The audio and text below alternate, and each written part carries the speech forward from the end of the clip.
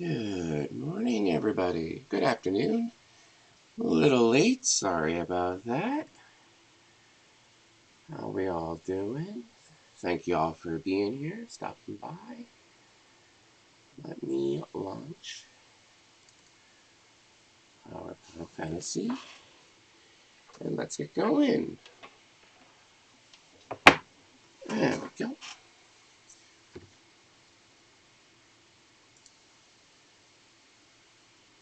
Alright, up. Feet turn again. There we go. Alright. So, our plans for today, first hour or two, we can run through our Crafting Through Areas adventure with Sylviana. Good afternoon, Shadow.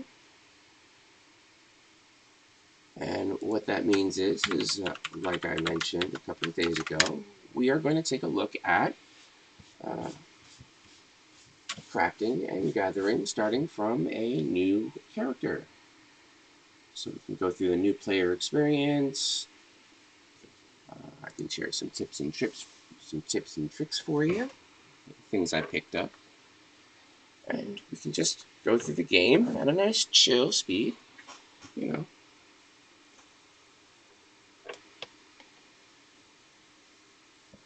I'm just waiting for the game to pick up here.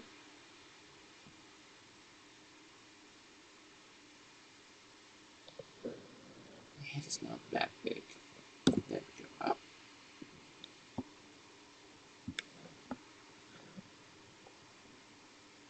There we go.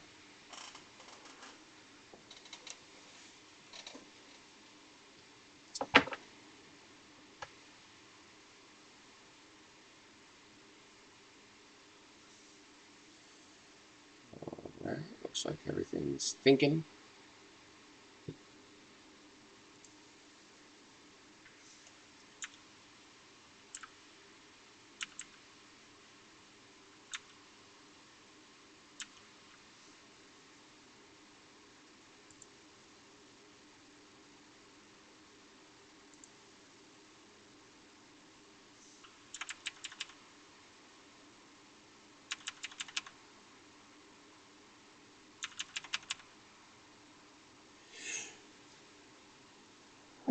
Choo!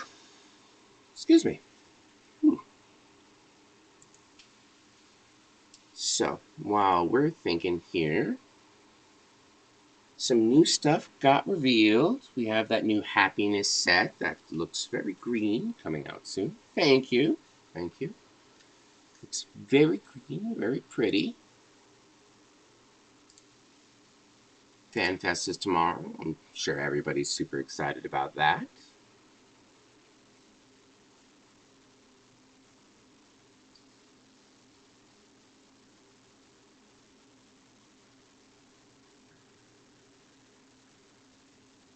The joys of starting late. You gotta wait for everything to load.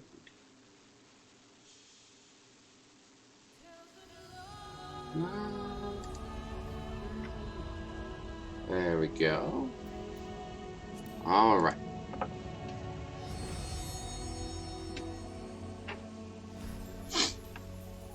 So, we're going to play not as me, but we are going to play as Sylviana.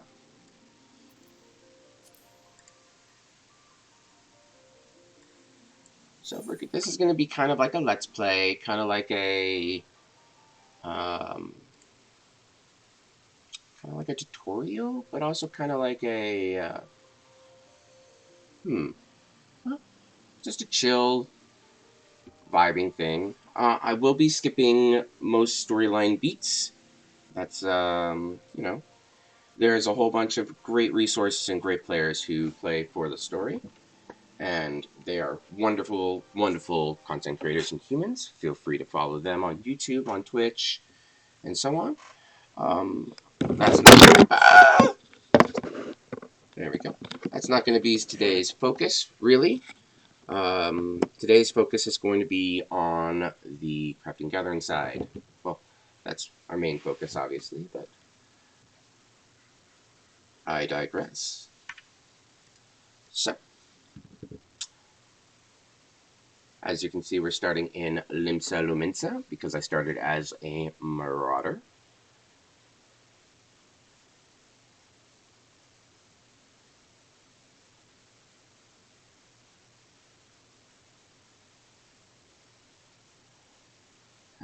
Unfortunately, starting in a very populated area like Limsa means the loading times are a bit rougher than, say, starting in Gridania, Ul'dah. But here we are. Okay. So, as you can see, I know nothing, I have nothing. I did import my hotbars from my main character just for the muscle memory. But for the sake of everything, we can just pretend these don't exist, honestly, because my character doesn't know how to do any of this.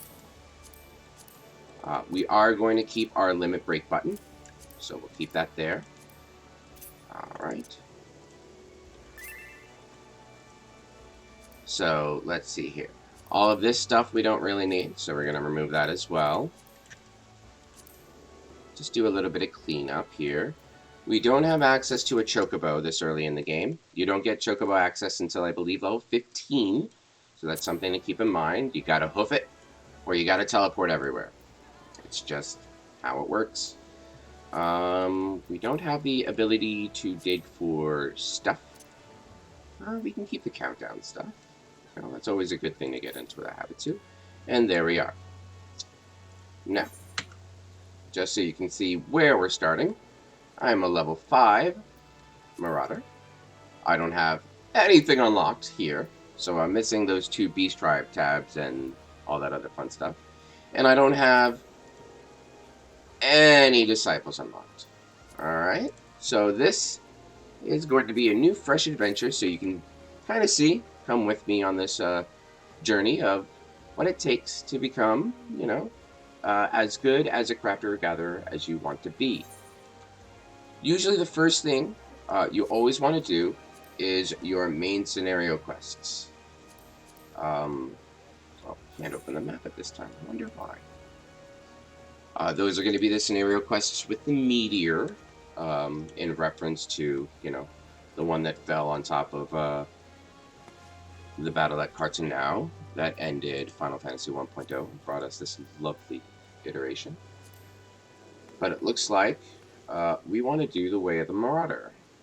So underneath, where you see the exclamation point, is your class quests. Class quests are always something you want to try to tackle as soon as humanly possible, mostly because they give you unlocks, good gear, more abilities, things like that. Class quests are also how you go from being your base class into your final class. So class quest is how I go from being a marauder to a warrior. Now, I know none of this has anything to do with crafting and gathering. It's just like a normal game of Final Fantasy. But unfortunately, it's what you need to do in order to progress the game. Final Fantasy XIV is still at its core a combat-focused game, unfortunately. A lot of the cool stuff that you can do is going to be locked behind combat-focused content. Dungeons, raids, trials, things like that. So even if you join the game just to craft and gather, you will be kind of required, I hate to say, to do some sort of combat-related content. Now, if you go to the Mog Station, there are jump potions that let you skip all the tedious grind for real-life money. And again, my core philosophy of there's no wrong way to play, you can do that.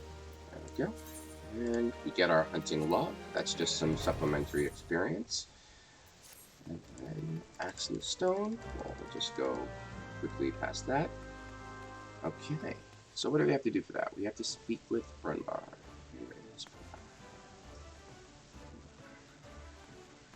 Downstairs.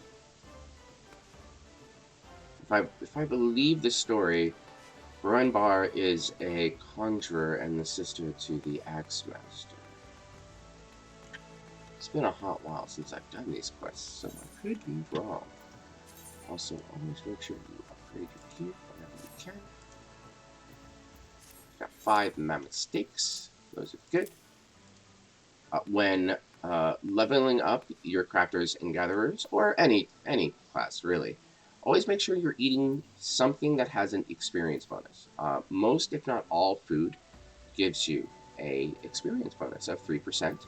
They can stack up to an hour, and they're great to just set and forget.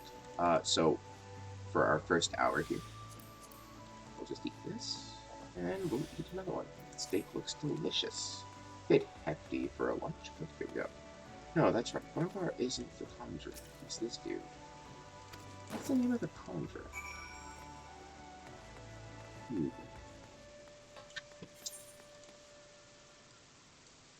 To here, Sheep's request is all good.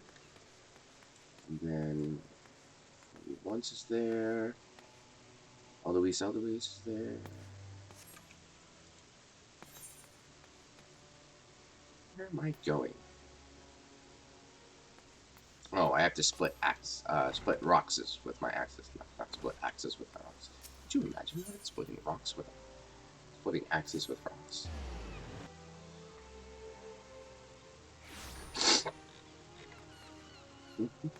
Okay, so we'll turn in the quest here. Our current goal right now is to get to a certain level that it'll let us go to other guilds.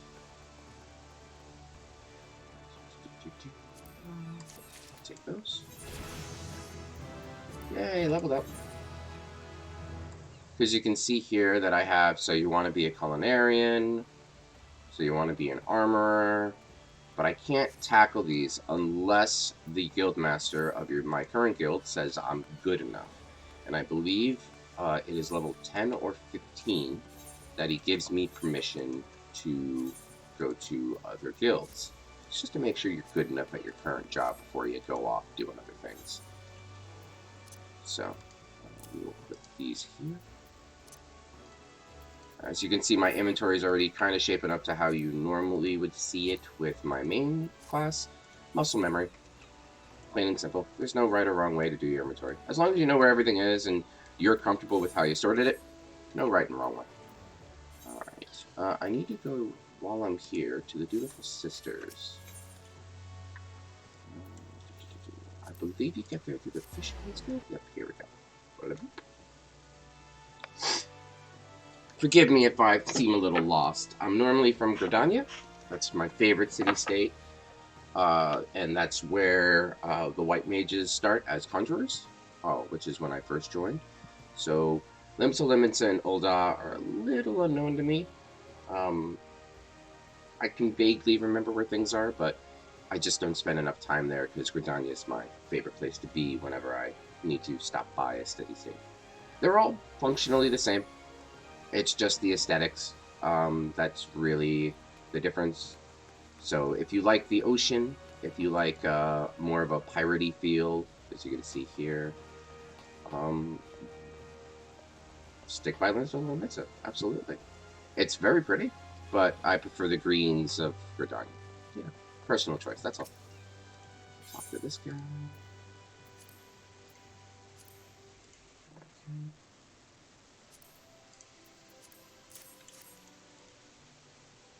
There you go. Please take this package. I am in no way, shape, or form knowledgeable about.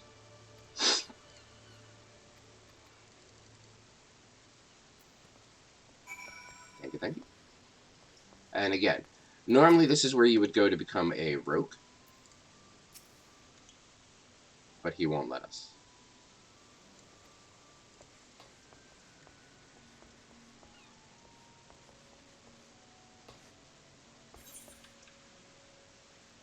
Okay, so we have to return here to finish this quest.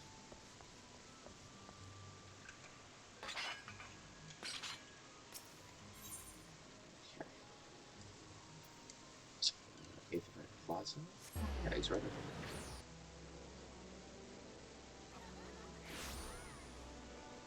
Ethernet systems are an awesome way to get around quickly. save you some time, and it's completely free. So there's not really any reason not to use them. I mean, unless you want to immerse yourself in, you know, the world and all of that, then by all means, walk everywhere. It's up to you. Maybe they're on lunch? It's because all the players behind me are kind of spawning in. Yeah. LIMS is very much the social hub of the game. So if you ever want to meet interesting people, like actual people players, LIMS is usually the place to go, no matter what server you're on. Unfortunately, that means if your computer can't really handle that much activity, well, this happens where you have to wait for things to load in.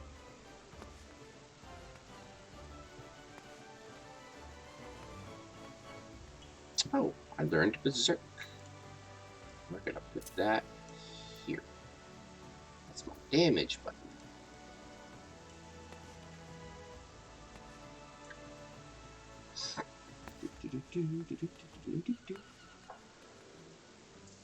Alright, looks like people are starting to load in. Come on. She's got to be back from lunch, right? It's already 12:30. Alright, well, while she's loading in, it looks like I have some mail. Let's stop by the Moogle. There is a Moogle. Right. I do not see a Moogle. That's not good. Oh, yeah. See, there's all the players. Oh, well, and my game is not liking this. Oh boy. I received a free company invite. No, thank you. Okay. Free companies are guilds in this game.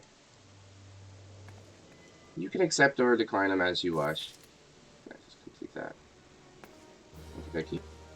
I generally don't accept free company invites personally from just people who want to throw them my way. You know, I'd prefer to know the people who's inviting me before anything. But especially on this character where we're kind of doing a kind of a single player experience with crafting and gathering. Free companies aren't really something we need to do. Okay, so now we're ready to adventure. We're going to go to the Axe in the Stone, which is this way. Yeah, Fisher, shall we dance? That's for the dancer class at level 60 when you have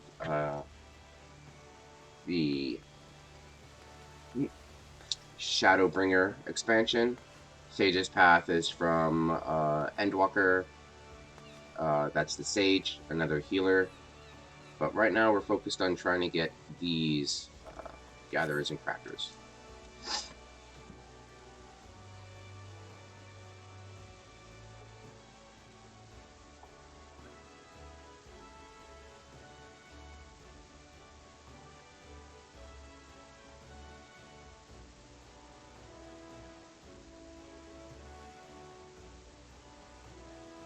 I will say, of the overworld themes, Lenosi is a particular favorite of mine.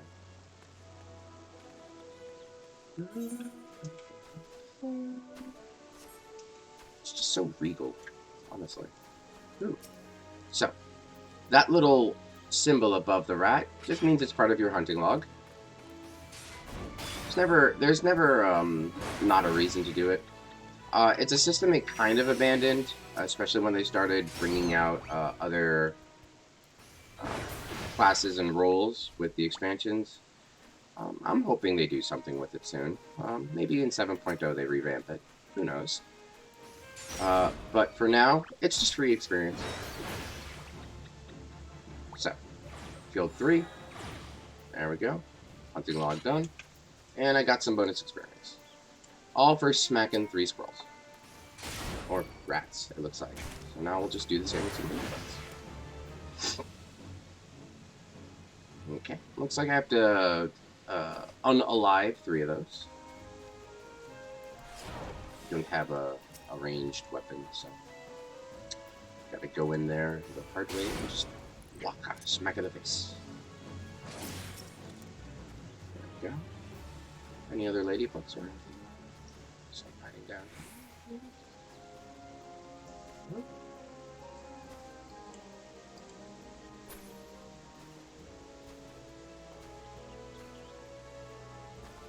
If the gameplay looks choppy, don't adjust your screen. It's not the stream, it's my computer just really trying to handle things. There we go. And a bit more experience there. Good job, me.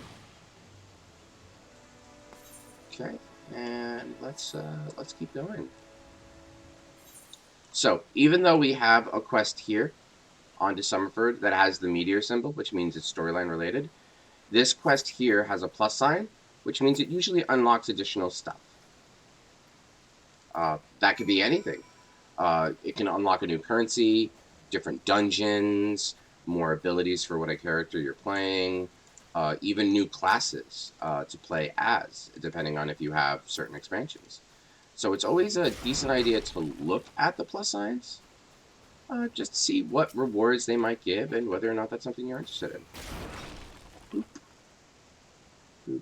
And then there should be one more photo around here. Yep, there it is.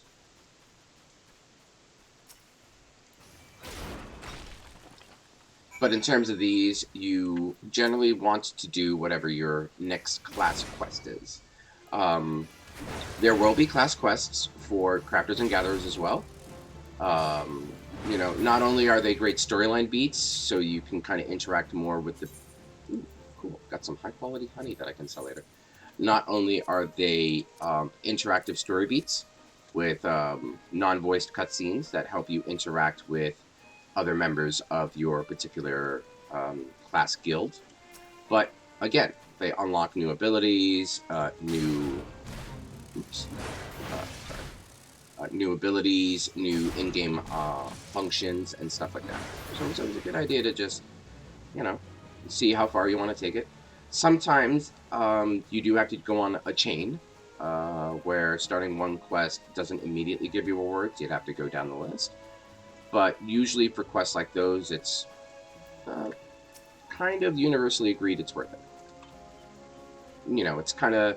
It's not so much as tedium as it's like setting the scene, giving you backstory and things like that. And there we go. E-clouds are done. Just take care of those while I'm here, right? Minecraft-related question? Yeah, absolutely. Sure. I know a thing or two about mine, crafting some mines and all that fun stuff. Can you plant apples to make apple trees? No, you cannot. Apples normally fall from oak or dark oak trees, which you'll have to plant their respective saplings for, and it is not always a guarantee.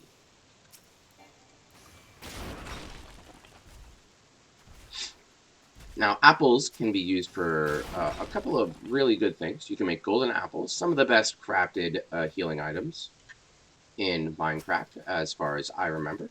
I haven't played recently, super recently. Well, I have played recently, but I haven't really explored it super recently. So it's always a good idea to grab some oak trees, just in case you need it. But yeah, in order to get apples, you need to plant oak and dark oak. And then just pray to the gods and the goddesses that when you chop down the tree and break the leaves, apples fall. Okay, so we're all done. Now, I have a choice. We can either go to Summerford, or we can go back to Limsa. I'm going to go back to Limsa. Farming a tree farm in Applesfell? Yep. Yep. That's probably why the oak trees were planted. Not only do oak trees give a different colored wood, very classical color. You know, when people think trees in Minecraft, they think oak trees. But the chance of getting apples is there. The drop rate isn't super great, from what I recall. But, again, apples are used to make, I believe, the best character-created food in the game, especially if you're fighting tougher enemies or you're doing some dangerous splunking. So, they're always good to have on hand.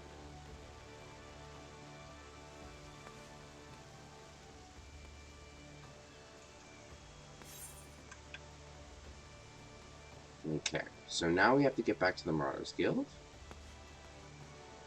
And talk to the Renzoan, who's our Axe Master guild leader, basically. Hopefully I can kind of sneak this in before everybody loads in. And there we go.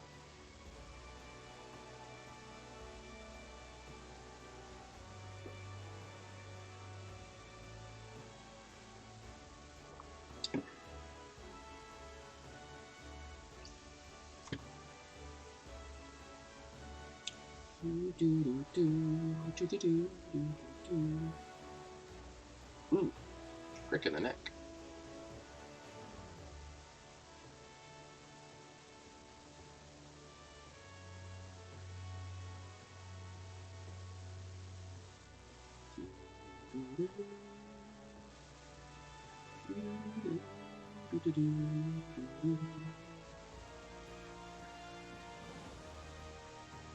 I will say the theme for Limsa is very, very on brand for what the city-state vibe is.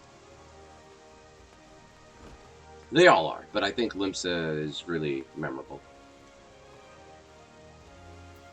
Alright. Hey, we have a fellow Marauder. Cool. Yep. Thank you. And then we need to speak with our dude downstairs, it looks like.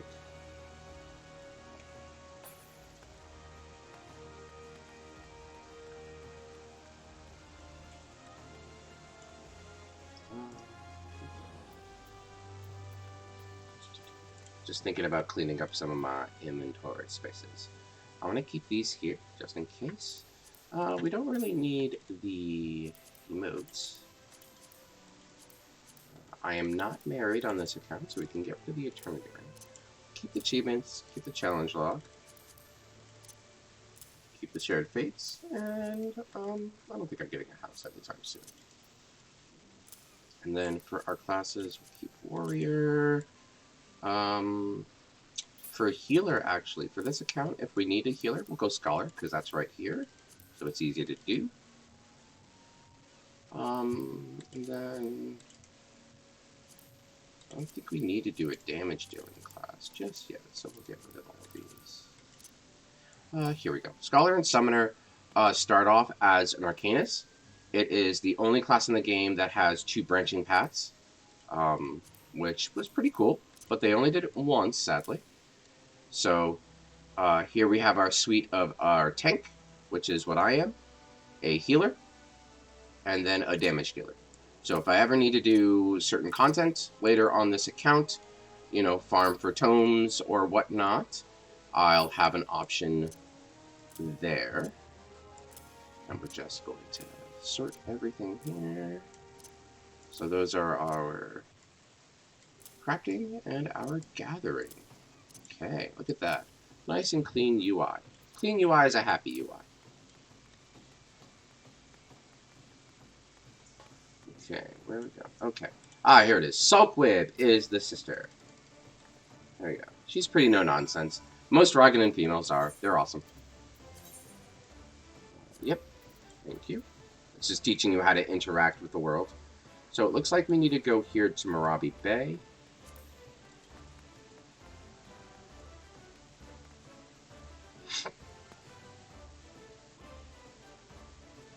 So now, I believe in the storyline, we're using what we learned against those rocks against megalo crabs. If I remember the story correctly. Let me just click that.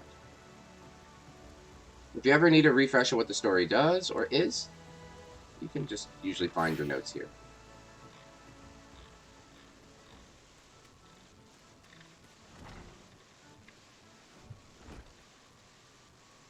Okay, there's an urgent request that there are murderous megalo crabs, and there is a healer with me to help me out. So,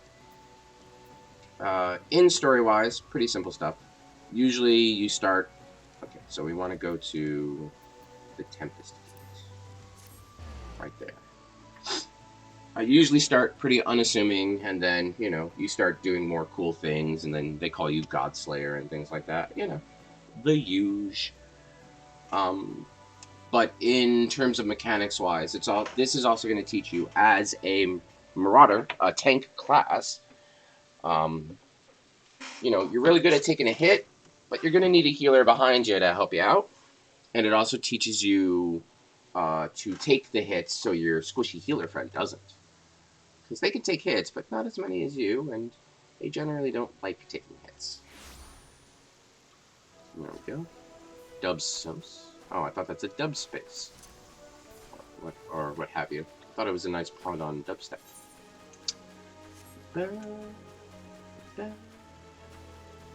Okay, where are we going? Megalo Crab should be over here.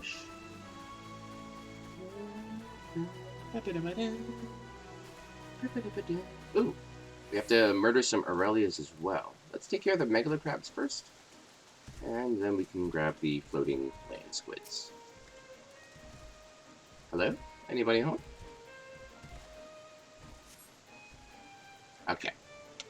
Because we need our healer friend with us. It's going to give us a cutscene that introduces her to... Yep, there she is. And then we're just gonna skip the cutscene. Alright, nobody's home. But we do hear that a young lad, I believe, Sigurd, is currently under attack. Yep. So we have to save him.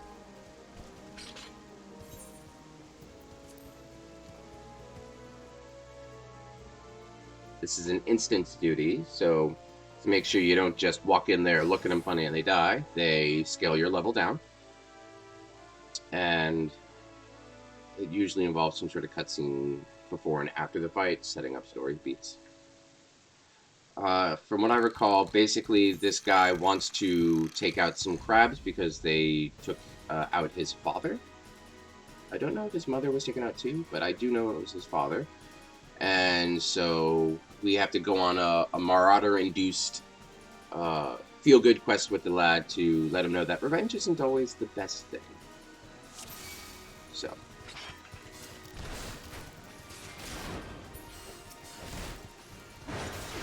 Yep.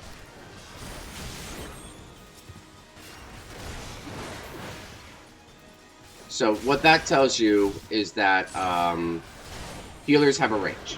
If you get too far away, healers can't heal you. That's all that's teaching.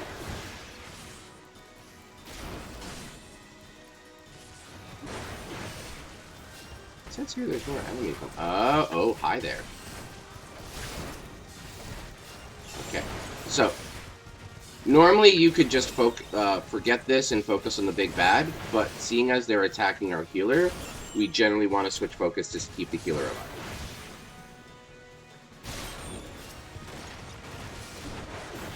There we go.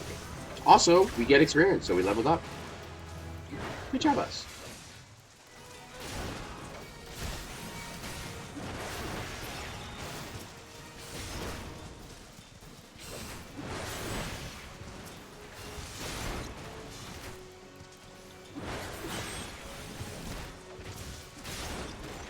Pretty simple stuff. Just do your 1-2.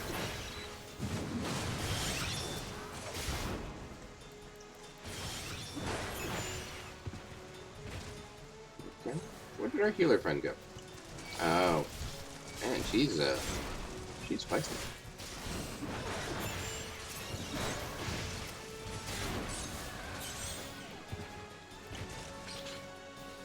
And look at that, all done. We gained a level out of that too, so that was pretty lucky of us. That's a level closer to being able to do the true content. Right, there's the boy and his grandfather. So he thanks us, gives us his small little sob story. Not that I don't feel bad, losing your parents is always a rough thing, but, Okay, and you can see now we have some more quests here. Where the Heart is gives you access to housing. So if you ever find yourself with a super excess of gil, you can attempt to purchase a house and decorate that. And then these are just more quests that really don't do anything but world build and give you some small amounts of experience and rewards. So now we need to head back to the Marauders Guild. I'm I'm thinking if I want to grab this Aetheryte at Marabi first, but I don't think so. It's pretty out of the way. Now, I do have my return set up to go back to Limsa for free every 900 seconds. What is that, like 15 minutes? But considering I can just hit the sprint button and just, there's the entrance right there. I mean, I'm pretty lazy. I'm not that lazy. Putting something on cooldown for 15 minutes just to avoid 5 seconds worth of walking, not worth it for me. Now, if you're halfway across the world and guild teleport expenses are a bit prohibitive, that's always a good reason to use it.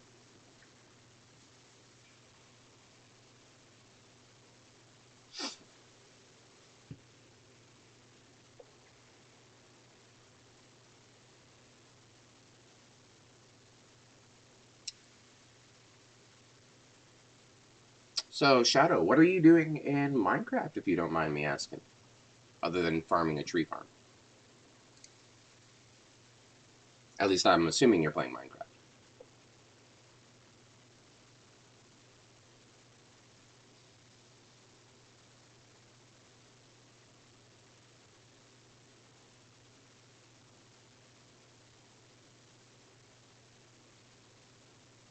My goodness, Limsa always loads slow. I'm very sorry about that, chat.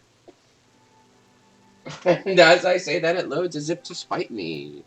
Thanks. Thanks, video game. I appreciate you. I have some mail. Let's wait for the Moogle, post-Moogle, to get back from break, and we'll see about some quick mail. Who knows? There might be some fun stuff that I forgot.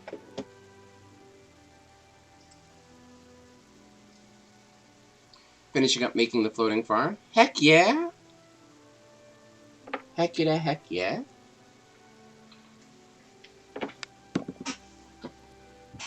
Sustainable food, go!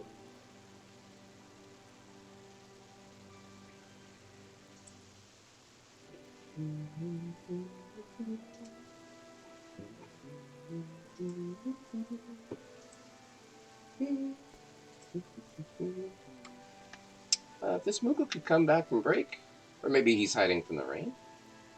Hi, me. No, my character is not wearing that eye patch for function. It's just the gear. I mean, she is blind in her left eye, but, you know, that's more of a roleplay thing than an actual... It doesn't impact gameplay. Cool, 8 new letters. What do we have? Oh, wow. Yeah, you weren't wrong. What do we have? You can tell I've been playing the game a long time. Okay, so we have a minion. Yeah, I'll take that. And a mount for when I get them. Aha! So this is a wonderful, wonderful thing to grab. This is Menphilia's earring. You will meet Menphina later. She's one of the patron goddesses of the game. But this, while being worn, when I'm level 80 or below, will give me extra experience. So that's always a good thing. Now, it was a pre-order bonus because I did pre-order Endwalker. So not everybody's going to have access to that. And then here's the Aetheryte, which is the same thing for 70 and below. That's a pre-order bonus from Shadowbringer. For the sake of fairness, I don't think I will equip it. Because not everybody has pre-ordered those. And that wouldn't be fair to have a skewed leveling experience just for the sake of expedition, you know? I want this to be as authentic as possible so y'all can relate and not feel as if I'm playing with an unfair advantage. Basically, I want anybody who's watching this, who's watching me play this, gosh knows how much time later, to still be able to follow along with me on this adventure and be able to keep up. You know, I don't want people to feel like they're being left behind. I will use these minions. Wind Up Lulu and Wind Up Yuna are from Final Fantasy X. We have Fran here from 12. And then we have Palam and Ploram from 4. Minions are just cute little sidekicks you can summon. They don't really do anything. There is a minigame you can play at the Manderville Gold Saucer, located over in Odal, that require minions, but that's not something we're going to be looking at. At least not for now. Who knows? We might look at it later. I believe this is the seasonal quest for the new year. Yes, to be a mascot. So these are seasonal quests that Square Enix does to celebrate in-game versions of our real-world seasonals. For instance, the more popular ones is Valentine's Day, which is obviously a play off Valentine's, and All Saints Day, which is, as the name implies, for Christmas. So, let's see here. Let's make sure I'm keeping things nice and neaterino. So we did get this revolver. This is the same revolver as used by everyone's favorite protagonist from Final Fantasy VIII. It's even got the little etched thing there. There we go. Gunbreaker is another tank class, and this was kind of given to them as a glam to celebrate its release. And then Death Scythe was pretty much what it says on the tin. It's a giant scythe. Reaper is a damage-dealing class that shares gear with Dragoon. Previously, Dragoon was kind of alone in its gear. I think the only class that's pretty much alone in its gear right now is Ninja. Alright. But here's Minfinia's earrings. We will put those right here. And same with the Aetheryte earrings. They are pretty. And if you have access to them, use them. Absolutely use them. But to be fair, not as much as I'm nerfing myself, but again, not everybody's going to pre-order the games. You could be joining, right now as of watching me play. Or you could have joined and the pre-order window was already over. And that's fine. You won't have access to these, so neither will I. Just so we can have similar experiences and you don't feel like I'm leaving you behind. I should have taken the Aetheryte. But there is an auto run option. If your mouse has a middle wheel, just click the wheel down and your character will just run. I believe there's a keybind for it somewhere, but for me it's always been the middle mouse click.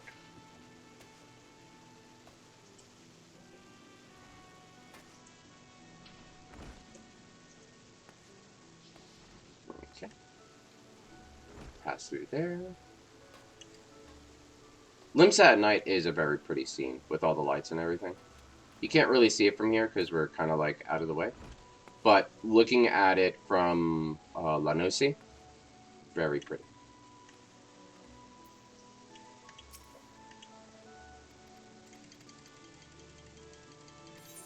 Okay, so both of the boys' parents were unfortunately unalive, as you can see. So when choosing gear, generally you want to choose the armor option. It's custom made, so it's very unique. It's basically, it looks a little different. It's got a different coloration, and if you are looking for things to wear that are like for glamour reasons or for some sort of roleplay reasons, it's usually a good idea to grab the unique stuff because you just never know how to look. But here we go. Look at that. Look at me. I mean, I still need pants and shoes, but I'm getting there. Okay, so that we can sell. I put here my sell stuff, and this is my save stuff for glamour stuff. Alright, So our next quest from him won't be until level 10. And that's usually when, if I remember correctly, that's when we'll be able to branch out with our classes and we can actually start crafting. So now it becomes a question of how do we get to level 10? Well, that's easy. We do quests. So we can go to Summerford, or we can go to Cedarwood. Well, like I said earlier, we generally want to focus on the meteor quests, because that's the main scenario.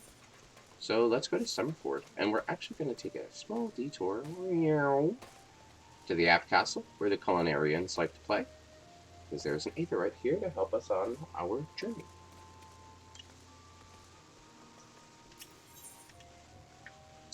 Alright, so I believe we want to go to Middle Unknown. There we go. Waterable.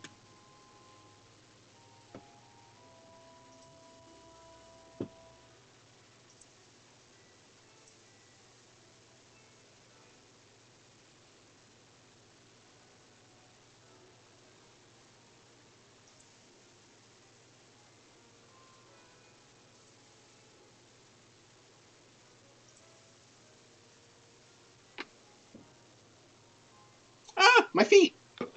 This is not a foot cam. Yet? No, let's not say that. I swear to goodness, I will just... No, because that's a bad angle. Now you just see my head. What am I running? Ah, that's why I can't move you back. There's a cord there. There we go. Nice and balanced.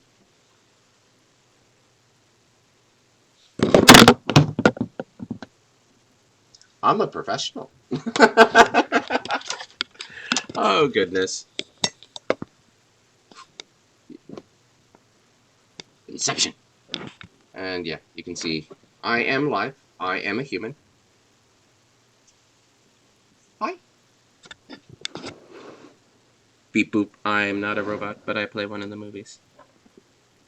Where did I learn that from? Okay. Put you right there. Put you right here. And pray to the gods that you don't fall.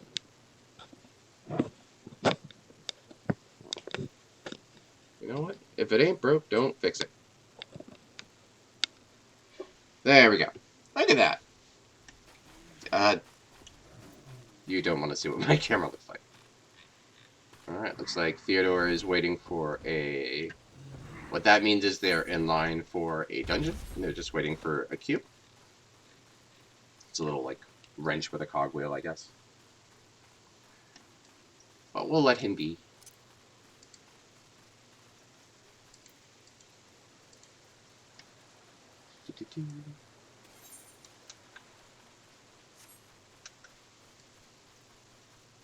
Ah, my goodness, I forgot how, for granted I took riding on a mount was. My goodness. It's been a while since I had access to a mount. But these are all of our minions here.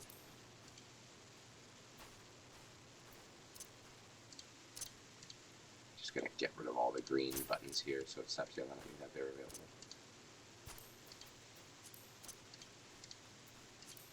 There we go. Alright, that's not all of them? What am I missing? I only got 15 of them. Oh, weird. And then, there's our mount guide.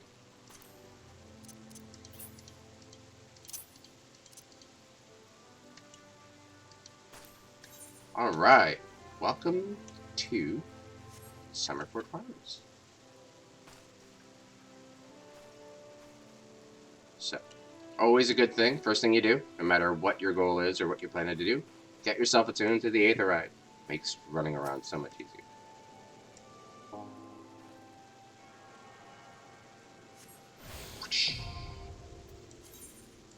And I've learned teleport. Perfect. Alright. And what do you give me if I do you? Just some money and go. Sure, never a bad thing to. It's always a good idea to accept random quests if you're looking to level up. Most quests, if not, I want to say 80% of them, 90% of them, there's a lot of quests in the game, I will admit, give some sort of reward. So it's always not a bad idea to do them. Again, if you have time constraints, you can only play for so long, or you need to run through content quickly because you want to unlock a certain thing, you know, you can ignore them for the most part. But again, it's just however you want to play. This is just Stalewind introducing us to the farms. Oh, we finally get boots. Look at that. Now, if you could just get me a good pair of pants. And we learned a role action, Rampart. Role actions are actions that are not... oh goodness, the game's catching up here. Role actions are actions that are assigned to the role that you play instead of the class. So, my class is Marauder, but my role is Tank. So, Rampart is a role action that is given to all tanks to help them not die. It reduces damage taken. So, it's always a decent idea to see what role actions you have available and go from there. Alright, so he's doing a gear check on us. So this is the game reminding us that, hey, wearing better gear gives better results. So we're going to double check with him. And we're good. We need our head, body, hands, leg, and feet with gear of item level 5 or greater. Okay, 5, 5, 5, 5, 6, 5, and 5. Good job, look at that. We'll get a shiny new bronze axe. I think we already have that. So, we'll get the grimoire. Okay, and more meteors. Alright. Usually, when a quest has a picture on it, it's pretty dang important. Hi there! Well, thank you, Krusty. Well, welcome to Final Fantasy. My goodness, it's always glad to see some new players. I'm glad that since you were crafting, I picked up the game earlier this week. Oh, I'm glad to hear it. I'm glad to hear it. My goodness, nice to see you. Right now, we're just running through the main scenario until we can get our main class up to an acceptable level that the Guildmaster will let us do other things. And then we can focus on how to, what it is to craft in the early game. And go on a small little journey together with me and y'all about how to get to, from 1 to whatever level you want to get to as a crafter.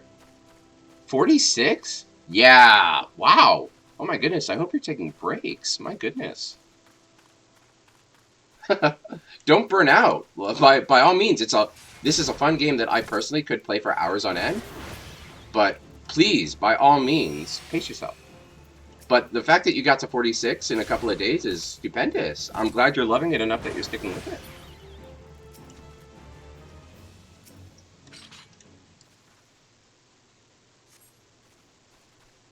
All right.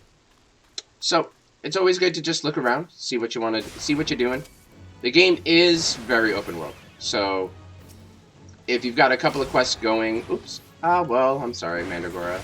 Looks like I didn't need to do this to you, but if you're running around and you see some stuff you gotta do, some things you gotta collect, it's always a good idea to multitask. Or if you're the type that you kind of have ADHD brain, like me, focusing on one thing at a time and making sure it's done is also a enjoyable experience. Just to make sure you get quests done and your quest log isn't full to the brim.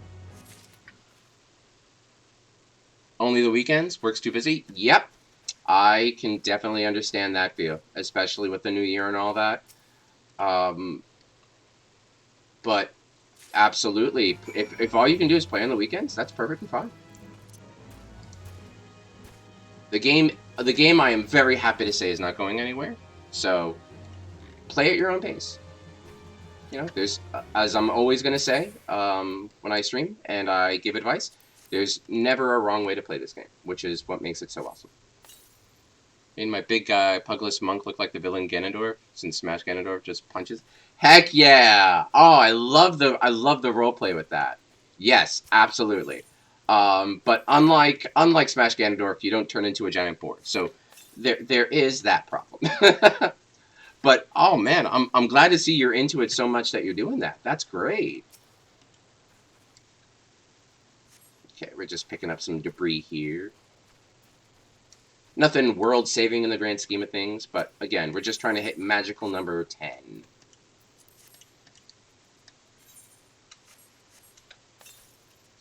There we go. Okay, pick up some more debris.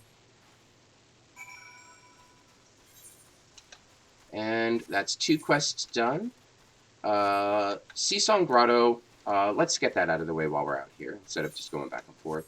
Seasong Grotto is where we first get introduced to this wonderful group of men and women known as the Scions of the Seventh Dawn. Now, veterans of Final Fantasy XIV 1.0, pre-Meteor falling on the planet and the servers resetting, might recognize some of these characters. This is a continuation of that story. You're super over-leveled? Hey, it can happen. It's very easy to lose. It's very, very easy to lose yourself to just doing stuff, and then all of a sudden you've got levels. You don't need to worry about steamrolling through things. A lot of the major storyline beats will, what they call level sync you, or sync you down to the highest possible level, so that it still gives you a bit of a challenge. You don't steamroll it, but it lets you experience the events authentically. So, over level, under level, do whatever makes you feel happy. But I'm super happy you're enjoying it. I've got a big smile on my face. This game is awesome, and I can't wait to show you what the crafting and gathering systems look like, because I think it is such a very enriching experience, in my opinion. I realize main story gives you dungeons, so thank God for that. But I could have been way more efficient. Yes.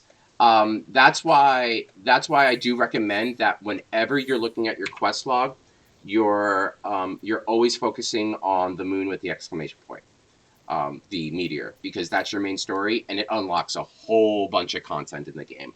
Don't worry about efficiency. Like you said, if your work is super busy and you can only play for so long, then by all means, play how you like to play. No judgment here. But, you can do everything in the game if you just kind of throw yourself at it hard enough. But in terms of the quest priorities, like I was saying earlier, Moon with the Meteor is your main scenario. That'll give you a good 70-75% of the content in your game. After that, anything with a plus sign unlocks additional side content. It's not necessary for the main game, but it just expands the game. And then after that, whatever you want. I am the waves that bear. I am the winds that guide. I am the evening stars. I am the morning sky. I am born of the sea, and there shall I die. Thus reads the Y'shtola. carved into yonder stone. So this is Y'shtola, a sorceress of the Scions of the Seventh Dawn. I'm sorry to say, but we're going to skip you. Again, we're not that kind of stream. As much as I'd love to listen to the wonderful voice acting from the wonderful people who made this game, the sooner we get to crafting and gathering, the better. So, every main area introduces you to a Scion. If you start in Limsa, you get introduced to Y'shtola. Starting in Ul'dah introduces you to Thancred, and Gridania, which is where I started the first time I played, introduces to the lovely pair of Ida and Papalymo. So this is kind of how you get involved with this organization. You just happen to be at the right place at the right time. And that's literally how your friendship and your camaraderie starts from 1 to 90.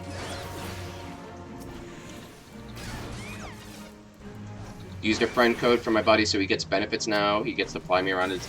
Ah, yes, the Lucis. Yep. Friend codes are a great way to help people get into the game. They reward both the giver and the receiver of the code with cool perks, which are pretty singular, pretty special that you can only really get through friend codes. So I'm glad to hear that a buddy got you into it as well. The social aspect of this game, no matter if you're a crafter or gatherer like me, or if you're more combat focused, it cannot be understated. This game is a wonderful social game. And I don't know if you saw there, but you saw Stone Skin, which is no longer available. Aha. Pistola, using skills we don't have access to anymore. What kind of cheater are you? But that's it. Good job.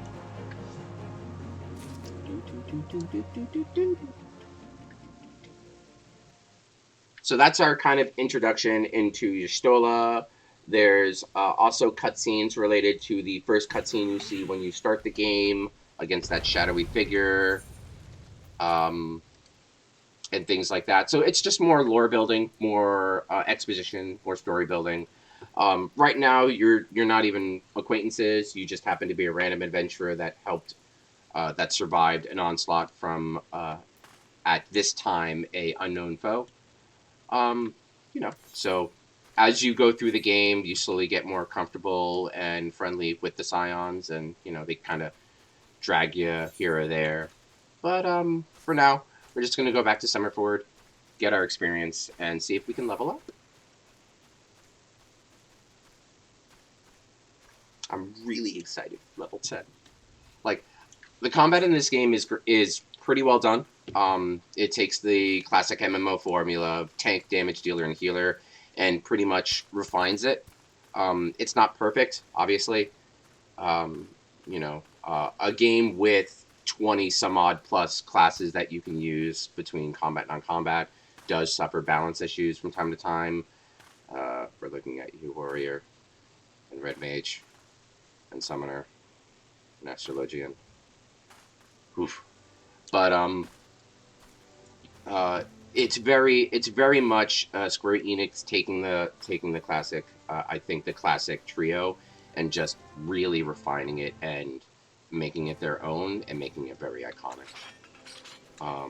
It helps that their UI and their visuals are very well done, especially for a 10-year-old game.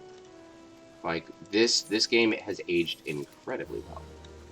And then the graphics update, the high-quality graphics update coming in Dawntrail, it's going to make it look even crisper. Screenshots are going to be so good. I'm going to need to take more screenshots. If you're on Exodus, I can help you with a dungeon. Oh, thank you. I appreciate the help. Unfortunately, I am not on Exodus. I heard they were upgraded. Yes, they are. I am currently on Adamantoise. Adamantoise has been my server of choice since I started the game. It's fairly close to where I live in real life, not to dox myself or anything. But I find that a good chunk of my old MMO friends from World of Warcraft, I don't like to think about my time with Warcraft, from World of Warcraft, we all started on Adamantoise. I'm still friends with a couple of them 10 years later, but, they've gone on to live their lives, and I've just never strayed.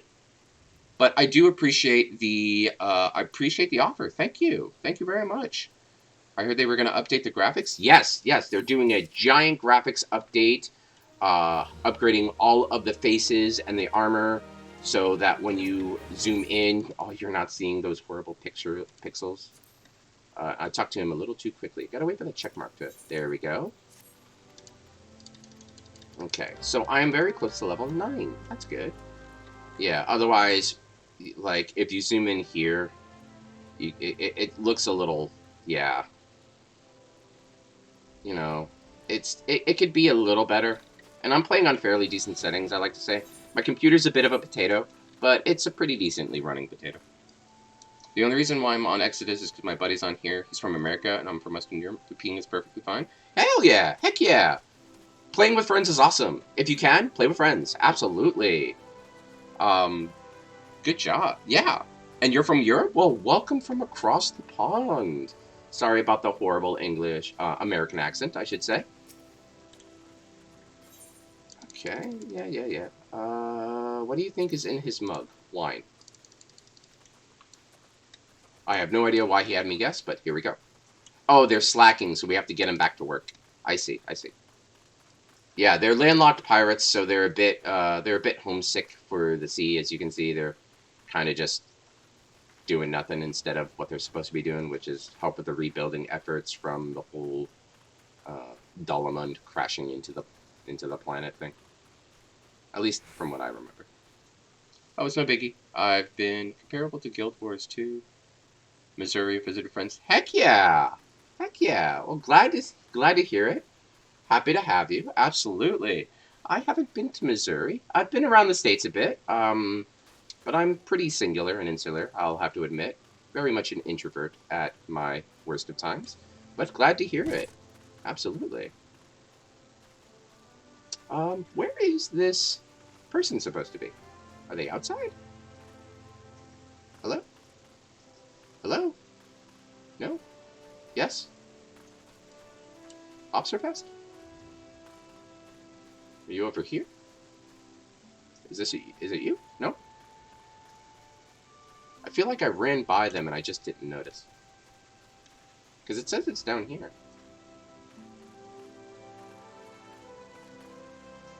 Is it you guys? No?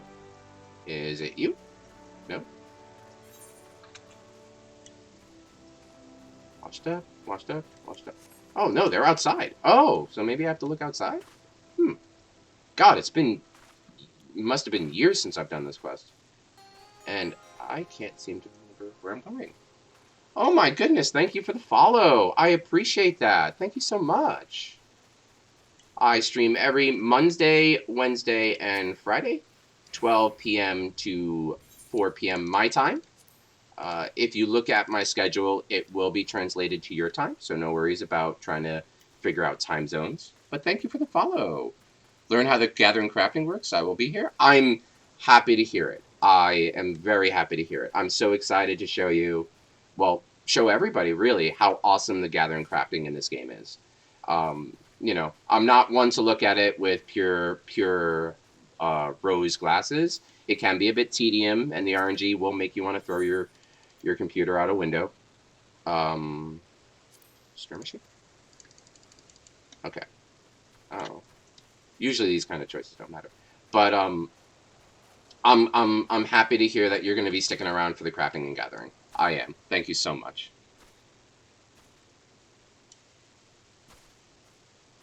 I'm going to jump over this fence here.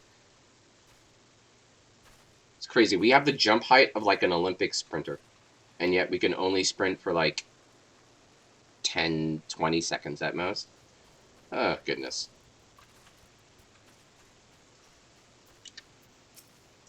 Hello. Are you going to give me a question? I'll sauce your seeds to sow. Oh, well, I guessed. Cool. I don't know. Basically, they're all just really upset that they've been landlocked and they're not on the open sea, and life is a lot less exciting to them now. So we gotta convince them that, you know, this is their life now, and we need to, you know, you need to help out. And you can find your own excitement and adventure in your own ways. Hint, hint, nudge, nudge. The sprinting, don't get me started. So glad I got my chocobo, which I fittingly named Link. Heck yeah! Oh. Heck yeah.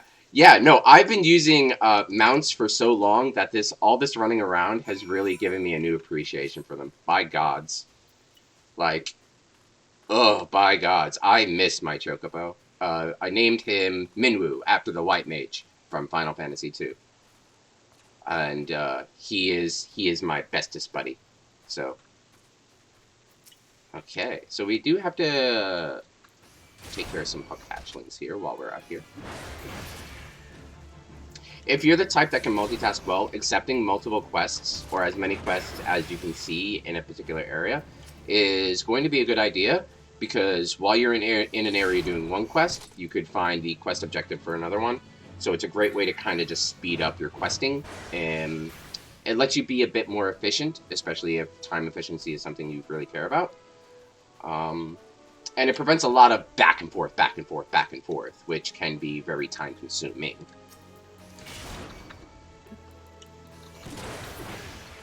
Love efficiency or the hunting log? Yes, absolutely. One of the things I'm looking forward to tomorrow's FanFest is, fingers crossed, hunting log updates. That thing is archaic as heck, and it's only for the main Realm Reborn classes. So hopefully they do something with it.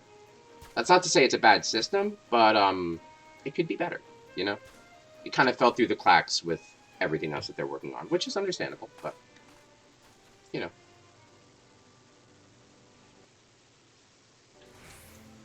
And I agree with you on the efficiency part, especially now that I'm streaming, even on days where I don't play Final Fantasy and I'm playing other games.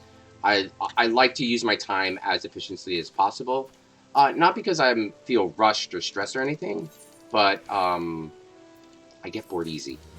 Like, I'll be completely honest, I do get bored very easy. So if things aren't really efficient and I have to go back and forth and back and forth, I will lose interest in a game fairly quickly. Um, Nothing against whatever game I might be playing, but that's just who I am as a person, unfortunately. All right, so we are level 10. We got an axe to grind. We have our tank stance Defiance. Wow. And we will put that over here to the side. And we got Overpower, which is our first AoE. I will put that... Berserk is kind of like a buff, so... But I know how the class... I'm trying not to muscle memory and put things where I normally put them on my main class, just to help simulate, you know, a new player experience. So let's see here. I want my buffs in easy to reach places. So Overpower, let's put you here. Control 1. That way, if I'm not, yeah, that feels good to me. And then Berserk, Control 4. And then I'll put like my defensive buffs on this one. Okay, perfect. So we'll talk to this Chocobo person.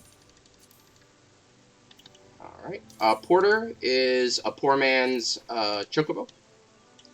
You can use them to get around to places faster. Now, there is a main scenario quest up there, but we are going to ignore that, and I will show you the return system. So we'll just click this button. We'll go back to Limsa, and we'll see about getting that last Marauder quest done. Big dudes better hap options. We're a daily race. Sadly, left in the nation of MMOs. Yeah, there's oof. Hrothgar's and Vieira need better hat options. I do agree. It's going to be interesting to see what they do, especially with the pretty much confirmed reveal of female Hrothgar's tomorrow. Like, it's all but confirmed. Let's be real here. So it's going to be interesting to see how they redesign the hat option, because both male and female Vieiras both struggle with hat options because of their ears, but I don't know how they're going to do it with female Hrothgars. So here's hoping they, you know, fingers crossed, you know, they've got something in the works that we don't know about.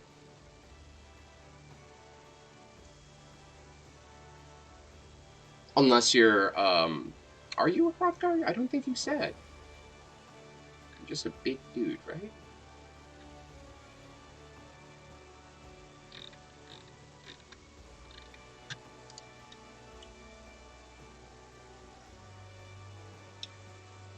Alright.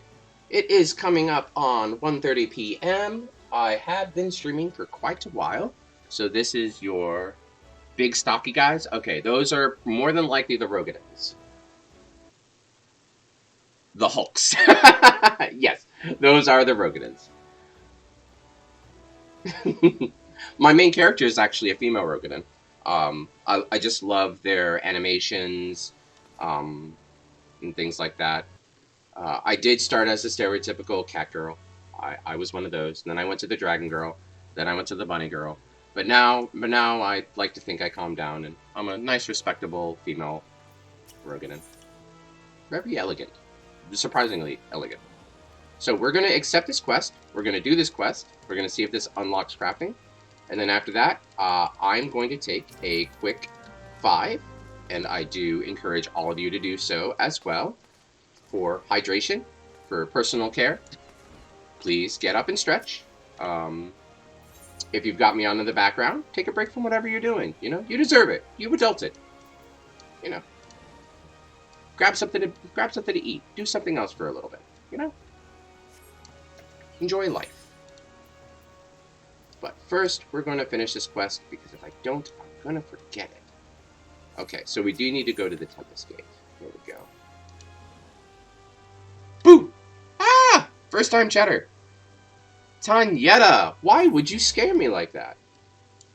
But thank you for joining, and welcome to the chat. Funnily up, I did just get back from grocery shopping. 30 kegs since July. I'm doing fine in the health department. Well, look at you! I gained, like... Oof. Oof. Well, welcome back from shopping, Tanyetta. And Krusty, 30 kegs in July, doing fine in that. Well, good for you.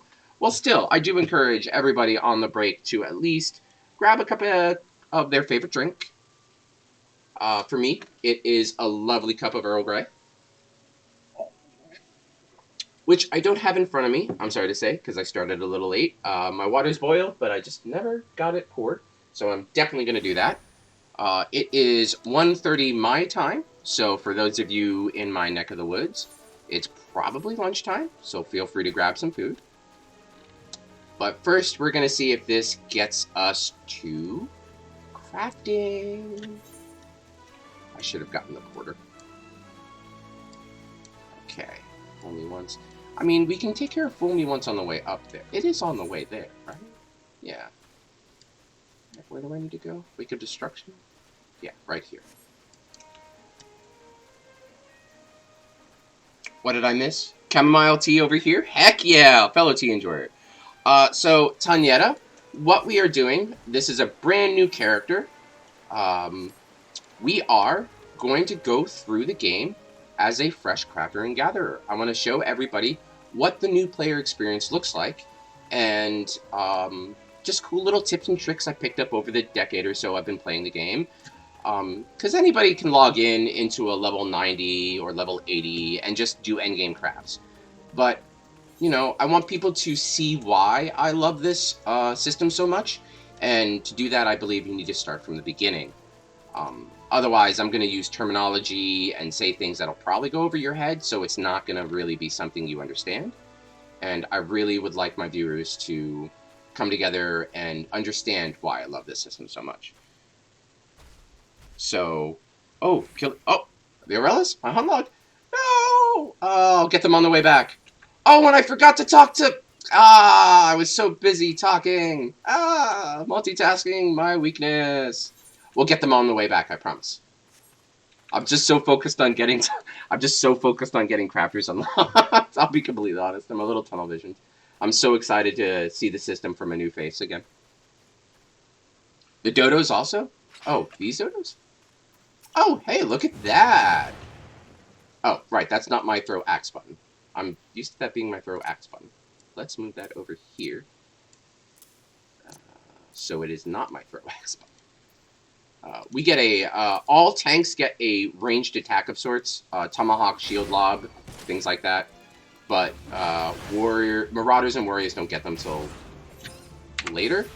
You can always look at the actions you're going to get here. It looks like I'm not going to get Tomahawk until level 15. So, unfortunately, I will have to use my stubby little legs to walk up to these poor dodos and relieve them of their experience. Looks like I just need to get 3 of them. I'm like, you're on the list! No, absolutely. There's wonderful outside resources if you ever seem to be a bit overwhelmed or you want to be, as someone who loves efficiency like I do, if you want to be more efficient with your hunt logs, there are wonderful hunt log resources that you can find online or through the balance, exclamation point balance for information on that. That will definitely help you go a lot more efficiently in your hunt log fun times. But I will say this right now. I do have exclamation point balance, exclamation point garland, and exclamation point teamcraft. Those are going to be the 3 big resources that are completely player run. They're not sponsored by Square Enix, but those are the 3 outside resources. I can show you that, absolutely. Those are the 3 outside resources that I use that I recommend anybody who's looking to get into crafting and gathering to really look at. You don't have to use them extensively or rely on them extensively. You know, people work with systems their own way. Some might say it's too much information. Some might say it doesn't give them enough information that they want. And that's perfectly fair. But those are going to be the 3 resources I use throughout my times crafting and gathering, both on our Sylviana account and on my main account. So if you have any questions about those, I have Nightbot set up to give you some information and a link so you can support those wonderful people. All right. So looks like our return is on cooldown for another 6 minutes. So it looks like we're going to have to give them 159 tickets. I lied. We're going to use an Aetheryte ticket. Found a village. Wrote down the code so we can take a look at it later. Awesome. Thank you. Like an actual village? Heck yeah. Shadow and I play Minecraft when we both have some free time, really. So my days off and whenever she's not busy doing IRL stuff. So good job on the village find, Shadow.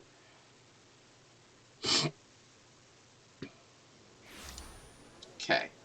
So this is the moment of truth. I think we might have to go out one more time to help out that little child with his whole dead parents thing. But I think this should be fine. So, plan of attack. We're going to do this quest. I'm going to... Got kind of lost and stumbled on it. That's the best way to find things in Minecraft. Just get lost. As long as you have a picture of your home coordinates, or you can kind of like triangulate or use some sort of math to find it, just get lost. You'll never know what you find in Minecraft. It's a wonderful game. So plan of attack, before I get more distracted by things. We are going to turn in this quest. Hopefully this will unlock the first of our crafters, which in Limsa will be the Culinarian, the Armorsmith, and the... I have to remember its name. It's Armorsmith, Weaponsmith, or something? Oh, Armorsmith and Blacksmith. That's it. So Armorsmith, Blacksmith, and Fisher, which is going to be really cool, because Fisher is actually even different from Gathering classes. It's a very unique system, which is really cool, and not a lot of people have patience for. Alright. Okay. Investigate the way. Yep, so we have to go back out. It looks like our big friendly crab is doing some big friendly crab stuff. Luckily, because we were just at Summerfall Farms, we can just teleport there. I would love to fish. Oh yeah, fishing in this game is really cool. It is a bit involved. A lot of us fishers would like them to kind of refine the system. There's no like tackle box, for instance, so any bait that you need to fish is going to go straight into your inventory. So it can lead to some inventory bloating issues if you're not careful or if you're trying to fish different things. But it's got its own pretty cool system. Certain fish you can only catch during certain times of day, during certain weather. It's a very complex, well, not complex, but it's more complex than what you would normally find in a fishing system. It's really cool.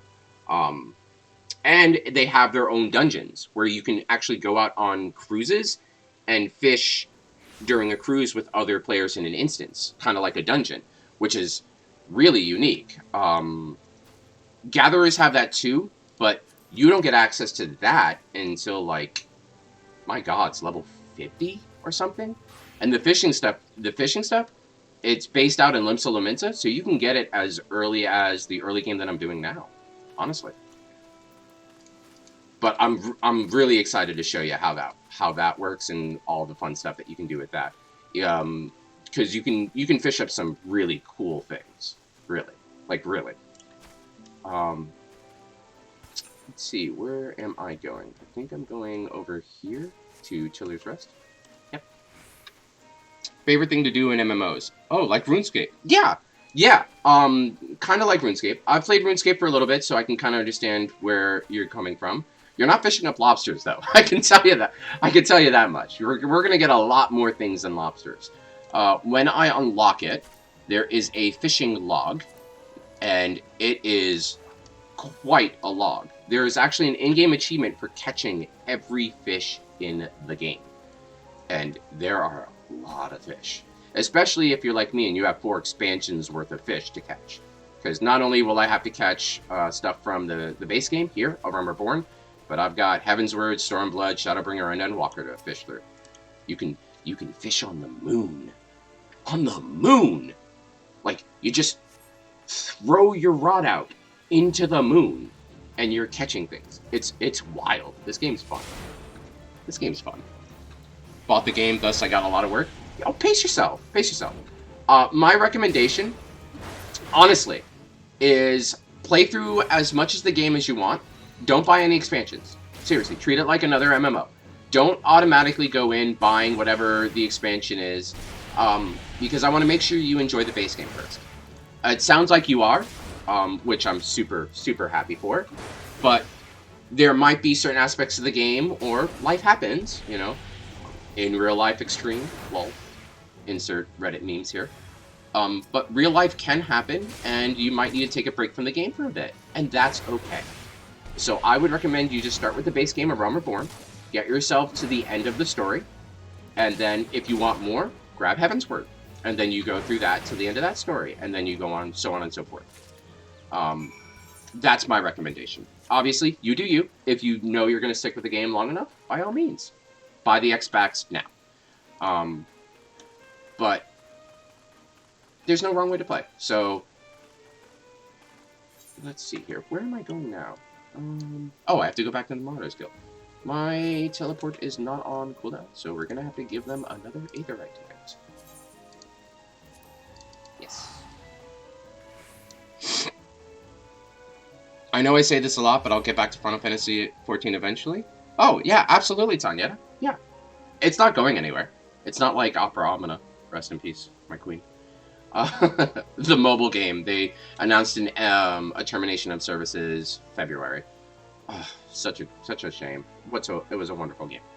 Got it already, but I'm loving it. Nice of the devs to make your first month free too. Yes, absolutely, yes. The devs of this game are some of the most dedicated game devs you will see in the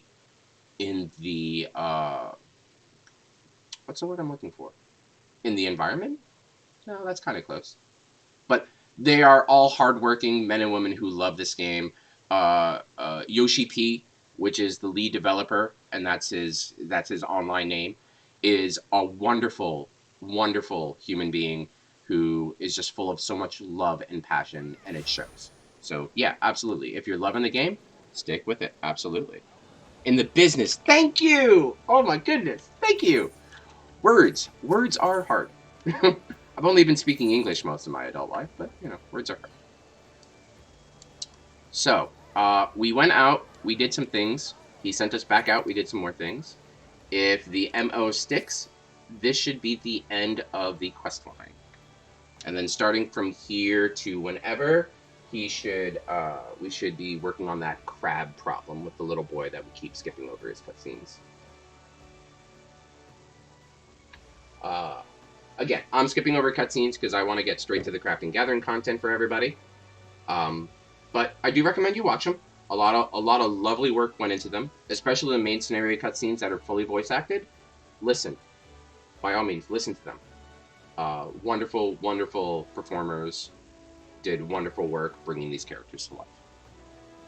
Now imagine speaking multiple languages. Ugh. Ugh. No, thank you. My brain hurts. I speak like 1.5 languages already, and I can barely speak the one I'm supposed to know well. Ugh, gross. Alright. Please. Okay. Menace will fall by your hand. Okay. You may find yourself drawn to explore the possibilities offered by others, disciplines, and guilds. Okay. Yep. He has given us leave to expand, which is what we wanted.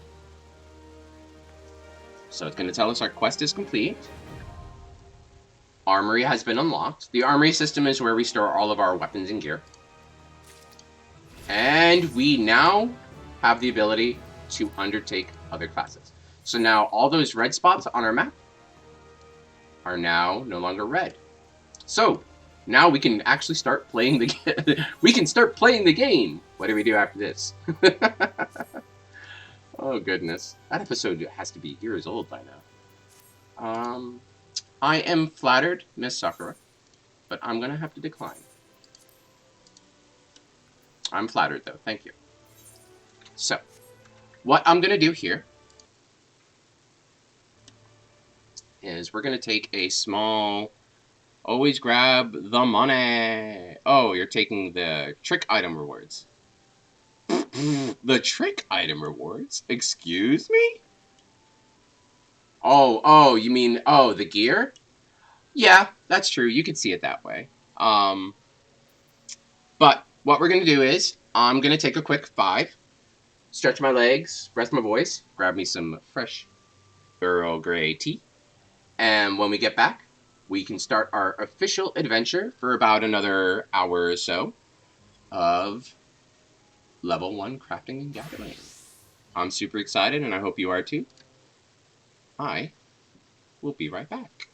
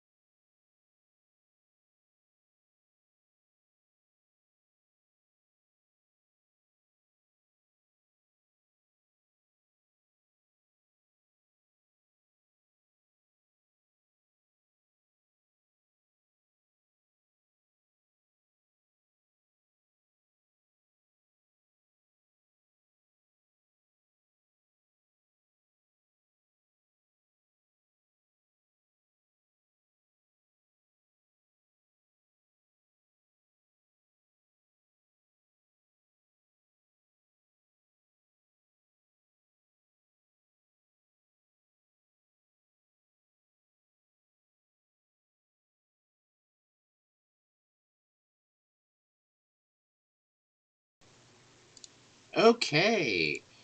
Thank you for the wait, everybody. I do appreciate you sticking with me through the intermission. Welcome back. I hope y'all enjoyed your reprieve. I hope you took a break. You got something to drink. I went with some Irish breakfast. Need a bit of energy, and I love the taste. So I hope you're all ready, because now our crafting adventure, getting a little comfortable in my seat here, officially begins.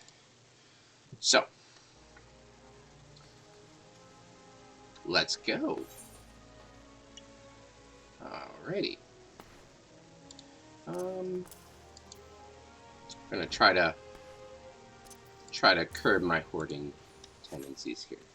So, let's start with let's go to the Abt Castle. Let's start with blacksmith and metalworking. They're pretty intrinsically tied together. They use a lot of the same materials, but that's okay. So, what'd y'all do on the break? Did y'all stretch your legs? You get a snack? You get a drink? You committed some crimes? I mean, you don't have to tell me that last part if you don't want to. I wouldn't want anybody to incriminate themselves. Haha.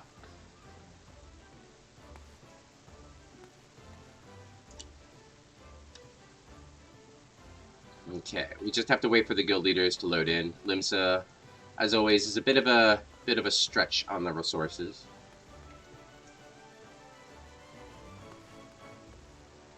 Do.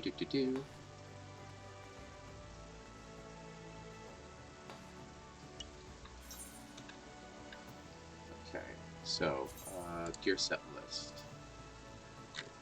My old gear sets. How I miss you all. But we're actually going to get rid of all of you.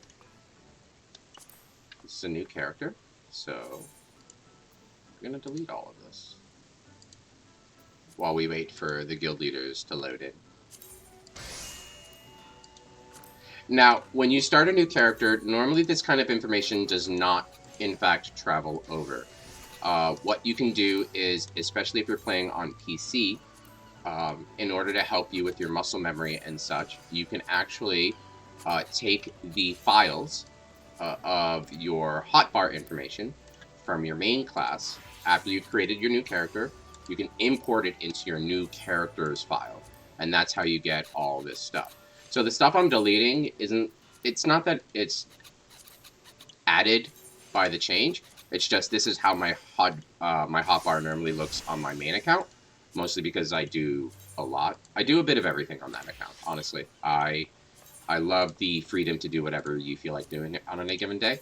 So I tend to unlock all of the things just to give me a lot of variety, break the monotony, avoid burnout.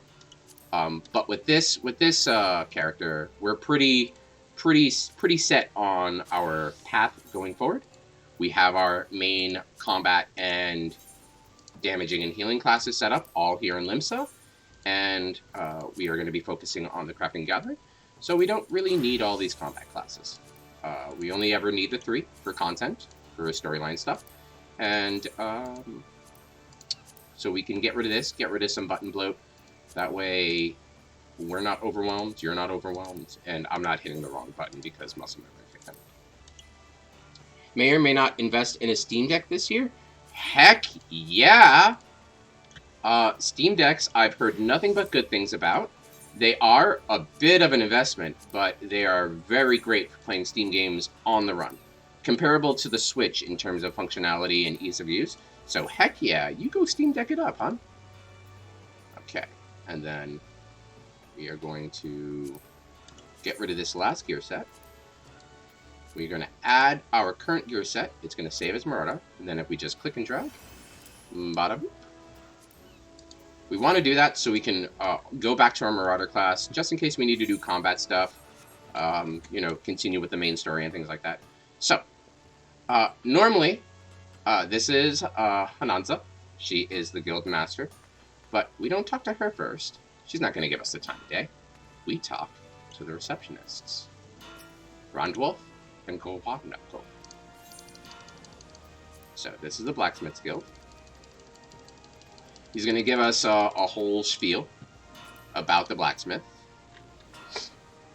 basically, what happened is uh, Smithies, back when Limsa wasn't a city-state and was more a pirate meeting place, Smithies forged weapons and fitted out the pirate ships using Blacksmith Guild people.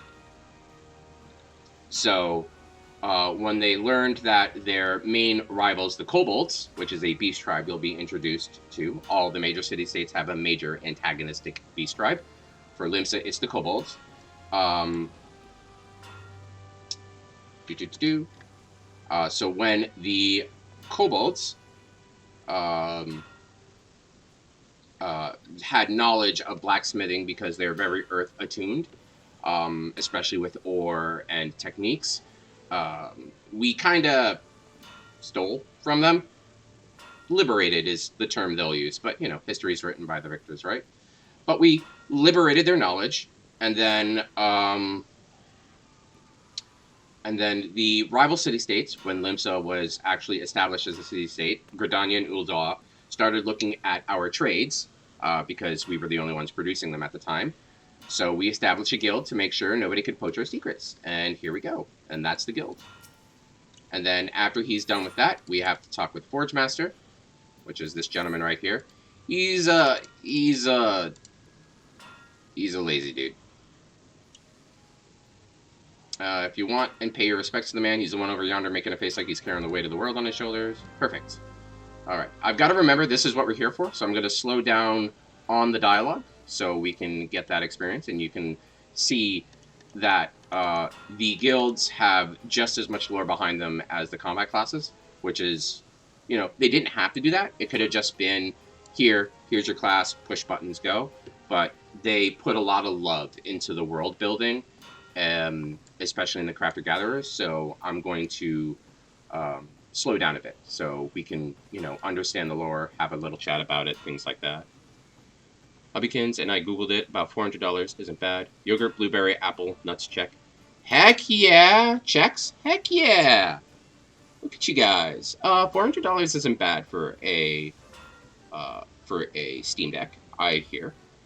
And yes, they did the Pugless Master very well. Yes, he's a very relatable. He's a relatable human, and that's one of the things that I love about this game is that, you could stereotype somebody being all powerful but with a very debilitating flaw, and have that be like their one true kryptonite stereotyping, but instead they made the characters in the game complex, which is different from having a flaw, where their flaws are relatable, where if you were in their position, you could see yourself making the same decisions that they would, or thinking the same way they would.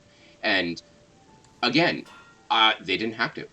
They could have made these characters two-dimensional and just a way for you to make money and craft things. But they did. And, I want to make sure that their love and care is shown, and that other people see how much effort they put into this. Have you looked at Amazon? They sell Steam Decks. Sounds yummy? Yes, Amazon is a great way to go for your one-stop shop. Shameless plug here. If you have Amazon, odds are you have Amazon Prime, and that lets you subscribe to any of us wonderful people here on Twitch for free. You basically do it on Bezos' dime. The man's got enough money. Let's be real. The man's uber rich. I'm sure he's fine if you don't give him $5. So you don't have to give it to me. I don't even think you could subscribe to me yet. I'm not really established or anything. I'm just somebody with opinions. But if there is somebody you do love on Twitch, no matter what content they create, what environment they foster, please show your love, give them your Amazon Prime.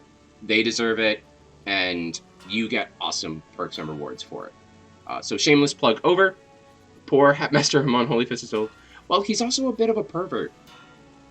Teeny bit. And he's a bit of a money grubber. I think he's just the result of living in Ul'dah, which is kind of like the Las Vegas of the world, one could say.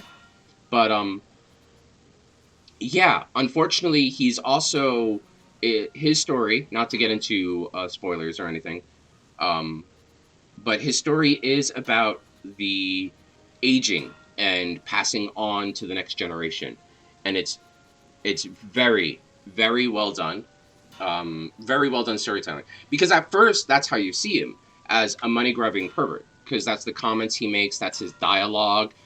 Some of the quests that he has you do in the beginning are picking up gil from the ground and you know, earning money for the guild. Like, that's how the game wants you to see his character. But as you go through the cutscenes and the story beats, you can tell with his wayward pupil and with how he sees himself in his prime versus how he is now, and passing of the torch of his techniques, he's actually a somewhat complex character. Subscribing to Alphared was probably the best investment ever. So many cute emotes. Heck yeah, Tanyetta. Alphared's an awesome guy, great content creator, overall cool dude. If you throw your sub his way, throw your sub his way. Absolutely, he deserves it. But back to Holy Fist real quick, before we get started with Guanaco. Um, you know, it's also a good story of appearances can be deceiving, where your first impressions aren't always going to be your final impressions. You know what I mean? So, like, when they do things like that, it's obviously they care, the writers and the animators and the scene writers. So, so that's what I really like about the storytelling of this game. Normally, I would blow through it. I'm just like, I want content now. You know, I want to do the new thing. I want to do the big thing. I want to do the best thing. And for a lot of people who have priorities that ill afford them the time to really appreciate the scenery, appreciate the lore, you know, they might be thinking the similar things. But really taking the time to just really talk with these characters and just see their dialogue is really rewarding. Yes, he picks himself up too. Very good character. Yes, absolutely. He redeems himself. He like goes through his own redemption arc, which is really really cool. Um, it's really really cool. Yeah. So I'm glad you're liking him, especially as a fellow monk. Um, I'm glad you're liking him. He's a really cool character. He's not the most memorable character in terms of all the different class members you'll meet, in my opinion at least. But he is definitely, he's a good dude. He's a really good dude. So let's speak with a Guanaco. Sound of hammering bringing you in from the streets.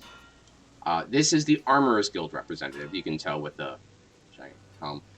I don't know why I'm saying that. I mean, anybody with eyeballs can see that, really. If the clangor of metal striking metal is music to your ears, mayhap you have the spirit of a shipwright. Mind to join the guild? Take it from me. No greater joy than working a shapeless lump of iron into a shining breastplate with your own hands. Yes, I agree. Well said. Cover a bit of guild history. All right. So every time you join a new guild, it'll give you some guild history. This is just to establish the lore and the thinkings of your fellow guild members, especially as you do your guild quests. It can be considered all fluff. Some of them you might invest yourself in because it alludes to previous Final Fantasies or to previous mythologies from the Final Fantasies.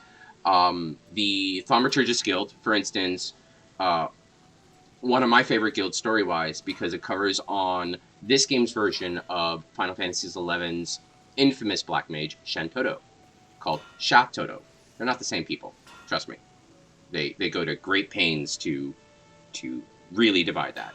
But, you know, it's kind of a homage to her character as in this game, she's literally the mother of black magic and thaumaturgy. So you can find cool little nuggets and throwbacks, especially if you are well-versed in Final Fantasy lore throughout 1 through 16. So it's really cool when you pick up some things. You're like that meme of the guy with the shot glass, DiCaprio going, I got that reference. You know what I mean? So let's see here. What do we have for guild history? Offshoot of blacksmithing. Yep. Armors and smithies were one and the same. Yes, absolutely. That's even true today. We share a lot of the same recipes. The techniques became specialized. Yep. So they were more with metal. We are with armor. So they do more metal work for like miscellaneous metal work. There's some gear that only they can make, and there's some gear only we can make. But we specialize more with shields, breastplates, things like that. Smithies who showed uncommon skill and passion earned themselves the title of armorer. Okay, pretty cool. Skills necessary for making armor are also needed for shipbuilding. Yep. Building ships, bit harder than knocking out simple homes. All right. So armorers who were good enough to work on boats have the title of shipwright.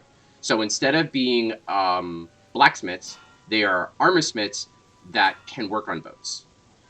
So there is a bit of a difference. Of course, it's one thing calling armorers blacksmiths and shipwrights armorers, but it's quite another calling shipwrights blacksmiths. Because building a ship and making a hatchet couldn't be more different. Very well said.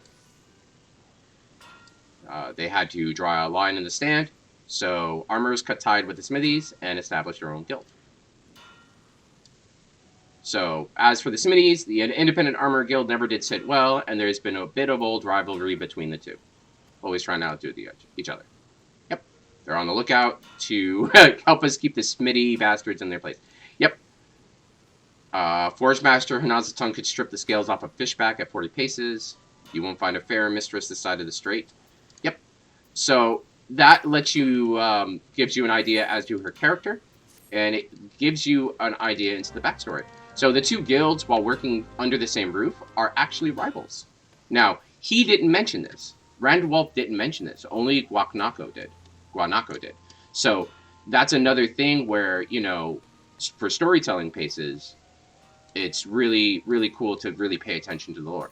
And you can see these two, the guild suppliers, are kind of like just at each other's throats. So it explains this as well. One supplies for the armor, one supplies for the blacksmiths, and because Guanaco mentioned the rivalry, you now have context for this as well, which is really subtle story building, which is really cool. So, we spoke to him first. We spoke to his guild first. So let's talk to Bifanel.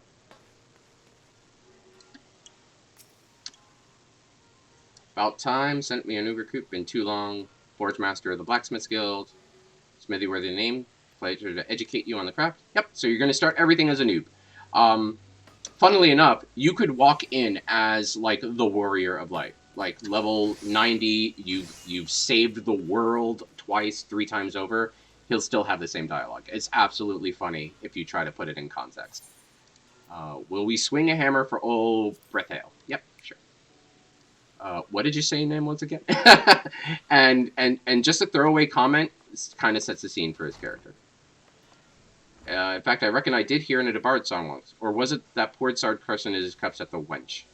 Yeah, so this is a throwaway line as well. So if you walk in with as a Warrior of Light, this here kind of references it if you come in after doing some adventuring. But it also, again, shows his character that he does not care at all about who we are. This is in the Lancers Guild, and that was pretty fun. Heck yeah, Lancers Guild is really cool. Minus all the Shaft jokes, obviously. Don't remember if I was saving the world or cuckolding your husband. Yeah, he's a bit of a potty mouth. Found out a new legend. Trust Opita now. But there I go, putting the cart before the chocobo. Here, last, take this crosspine hammer. Is me without a drink. Bloody useless. Yeah, so he's a bit of a drunkard. Have refused, whatever, she's all yours. If I wouldn't give to the Smithin, never gets first hammer. He's very passionate. So, we are now a blacksmith. Ta-da! First class unlocked! Woohoo! Alright, that's just introducing to gear sets and how they work. Classes are done by your main hand. So if we go to our armory chest here, you can see we have this grimoire that I picked up. Ignore that. We have this bronze war axe that we no longer need, so I'll add that to the sell pile. And we have our new hammer. So if we equip it, we go whoosh. We get all naked. Don't worry about it. It's because I don't have any gear. And we are now an armorer. So if I click recommended gear, put on what we can. At least I have shoes. And then what we can do here is we can go to gear sets and create a new gear set for blacksmith. And we'll drag that right down here. That's the start of our adventure. Alright. Now that we have our hammer equipped, we'll talk to our guild master again. And he wants us to make something. Perfect. Now, in order to make things, you're going to need two things. You're going to need the materials, and you're going to need crystals. Crystals are right here in your inventory. Final page, no matter how you have your inventory set up. They come in shards, regular crystals, and clusters. So we have fire shards, fire crystals, fire clusters, ice, wind, earth, lightning, water. Pretty simple. Now, as you can see here, I already have some fire shards and some earth shards. Certain classes, crafting classes, kind of gravitate towards more other crystals. So as a blacksmith, it would make sense that we would use earth and fire. Earth for the material, fire for the forge. You know, kind of makes sense. They like to keep things pretty thematically. Inversely, if you're working on, let's say, something with the Alchemist Guild, you might be using water and lightning. Water for, you know, you're making a potion, and then lightning to charge that potion with magical powers. So, usually when they start you off, they will give you a good surplus of crystals of whatever you might be using the most of, just to help get you along. Now, like the materials you can gather in the world, you can also gather crystals. It's tedious, it's boring, it's very mind-numbing, but it's something you can do if you find yourself running low and you don't want to spend gil at the market board. So, let's see. Oh, hey, look at that. He'll give us a shirt. Okay, beautiful sight. Sir, my eyes are up here. Stop staring at these. Never forget, Smithy's hammer is her one true love. Friends will betray you, levels will leave you, but your hammer will never do you no wrong. You okay? Berthel? Reminds me a less ill-sodden, more lady-shaped version of my younger self. Are you okay, Berthel? Oh, it's because I'm lady-shaped. Okay. Okay, so he's just mentioning my gender. But on to your task. We learn by doing. Try your hand at making a bronze ingot. Okay. Copper and tin melted down and mixed together. Yep, pretty fair. We'll need copper and tin ore. And seeing as most folk don't stare at that stuff, yep. So, cool thing is, what the lad can't tell you is the fire shard you'll need. Ain't complicated, but don't mean it's easy. Melt the metals, and to do that, you need to get them hotter than a bombard's backside. A bombard is a type of floating bomb, for those who don't know. And he's also confirming what I mentioned earlier. Shards act as kind of your melding agent. They help make the craft work, and Square Enix really tries its best to make it make sense. Obviously, the more complicated the craft, the higher level craft, the more crystals you might need, or you might be upgraded from shards to crystals or crystals to clusters, depending on what you're making. So it's always a good idea to keep an eye on your stores, especially if you're going to find yourself, like us today, crafting a lot. Because there have been times where I've been in a crafting frenzy, and I ran out of clusters, and it was really awkward because I was just like, I thought I had more. Alright, that's all there is to it. Think you can handle it? Okay. So this is teaching us how it works. So we can select our logs here, right down here, or if you're playing with a keyboard, it's usually N, bind it N, followed by crafting log. Alright, and then this is just showing us how to get there. So, there's two ways to do it. You can either go to your logs, crafting log here, or you can see I have the keybind N. And say hi to your crafting screen. Now, if you were here a couple days ago, this should look really familiar, but very stripped down. Okay, so he wants us to make a bronze ingot, right here. So we need 2 copper, 1 tin, 1 fire shard. Luckily, we have a whole bunch of fire shards. And luckily, he gave us some gil for joining the guild that we can spend. Let's get rid of that so we can see what we're doing. Over here. And let's talk to you. Howdy. Okay. This is the first time I've opened a shop, so the game's just like, hey, do you know what a shop is? I do. Thank you. So, if we look at our log, I'll press N here. We need 2 copper and a tin. Okay, so 2 copper. Goes right in our inventory, and I'll put our crafting stuff in here. And move this stuff down here for now. And then a tin. There we go. And that's it. And we have the shards, so we're ready to craft. It's really that easy. Now, if you don't have the gil or don't want to buy, All materials that you use, save for very special ones for certain high-level crafts like armor for your chocobo or minions or special glowy weapons, can be found in the world. It's just a matter of, do you want to put in the time and effort to find it? You know, so we're going to hit N here, and there we go. We're going to synthesize. And then this is an overview of crafting. It's similar to battle, that various actions are used to proceed. Yes. So we're actually going to... I have to... Ooh, boy.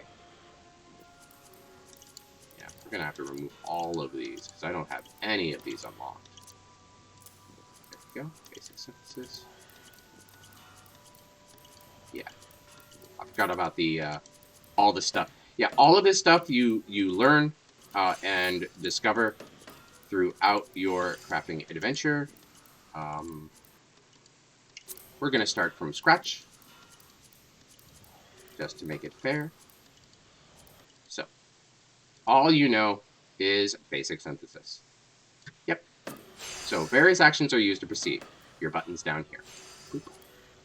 All right. Successfully crafting an item entails executing a synthesis action to receive 100% progress before the durability reaches 0. Pretty standard stuff, really.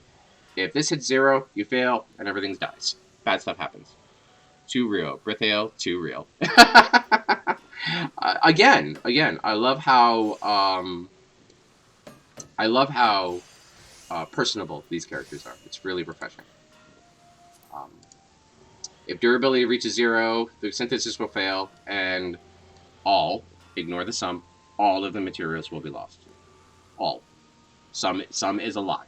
It's either all or nothing. You either manage to save everything, or you save nothing. And items that you have successfully crafted will have a check mark. Crafting the item for the first time will earn you a special bonus in experience. So that's kind of the game giving you incentive to craft as much as you can, especially if you're starting out. Because the more you craft, the more you fill out that experience, that your crafting log, it's kind of like your hunting log, really. The more experience you get, especially as you're learning. So we cannot increase our quality at all. We're just starting out, so we're just going to increase our synthesis. Now, here is our calculators. The game gives us these lovely little calculators that shows us what pushing each button does. So if we push our basic synthesis, our progress will increase by 6 out of 9. So we'll need to do it twice. We'll hit it once, and we'll hit it twice. And just like that, we are at level 3. And all we did was crafted a bronze ingot, baby. Step's going to be easy. If you still do the job. If you've done it already, show us your work for God's sake. Yes, you very, very, very pushy fan. Now, whenever you turn in a craft, they'll put it on a pedestal and they'll talk about it. Yes, that is a bronze ingot. Sure you ain't done this before? In a previous life, maybe. Venture fresh off the streets. Bleeding natural. Oh, I mean, looks over at other character, maybe. Metals to produce bronze suitable for weapons and tools. It's on par with them as our veterans. You could take this down to Hawker's Alley and find a buyer in no time. Byrgot is the goddess, the god of building. So for all crafters, he's kind of their patron god. Got talent, but don't let it go to your head. Yes, hubris is a thing. Drunk on early success, only to puke later because they forgot their talent's worth bugger without hard work and dedication. So it's kind of, forgive the pun, hammering home, the more you do it, the better you get, but you have to keep doing it. Practice the fundamentals till you can spell bronze in your sleep. When you gain confidence that comes with experience, they'll teach you something new. So basically, this is in-lore explanation for gain 5 levels, you know? Yep, here it is, reaching level 5. And then we get some shards, some copper ore to help us out, and a shirt. And that was crafting. That was my first craft. Look at that. And then now we can just stop being the naked. There we go. I said there we go. The game's still thinking. There we go. Alrighty. So, look at that. That was easy, right? Okay. Let's talk to the sharp-tongued leader of the armorers. Ananza. Another aspiring armorer. Welcome, Forge Master of this guild. Yep. Guanaco, yes, has explained to us the history and nature. Little to add, the life of an armorer is not an easy one. You will pit flesh and blood against iron and flame, and without a passion for the forge, you will fail. But passion's not enough. To truly master, you must be possessed of a will, as unyielding as the metals you work. Have you the fortitude to persevere? Yes, I think we do. Oh, she finally turned around to face us. You know, I don't know what her eye color is. I don't think in the years that I've played this game, she has ever revealed her eye color. Just random thought. I wonder if we'll see that soon. It's probably something boring, right? Consider your request to join the guild approved. Thank you! If you give me all lesson your best, you will be out the door before you realize my boot has connected with your backside. Ooh. Okay, yes, ma'am. Begin with the basics. What's my name? This tool called a doming hammer. And then you can see here. So it looks like the armorers work with ice and earth instead of fire and earth. So ice and fire are naturally opposed elements, obviously.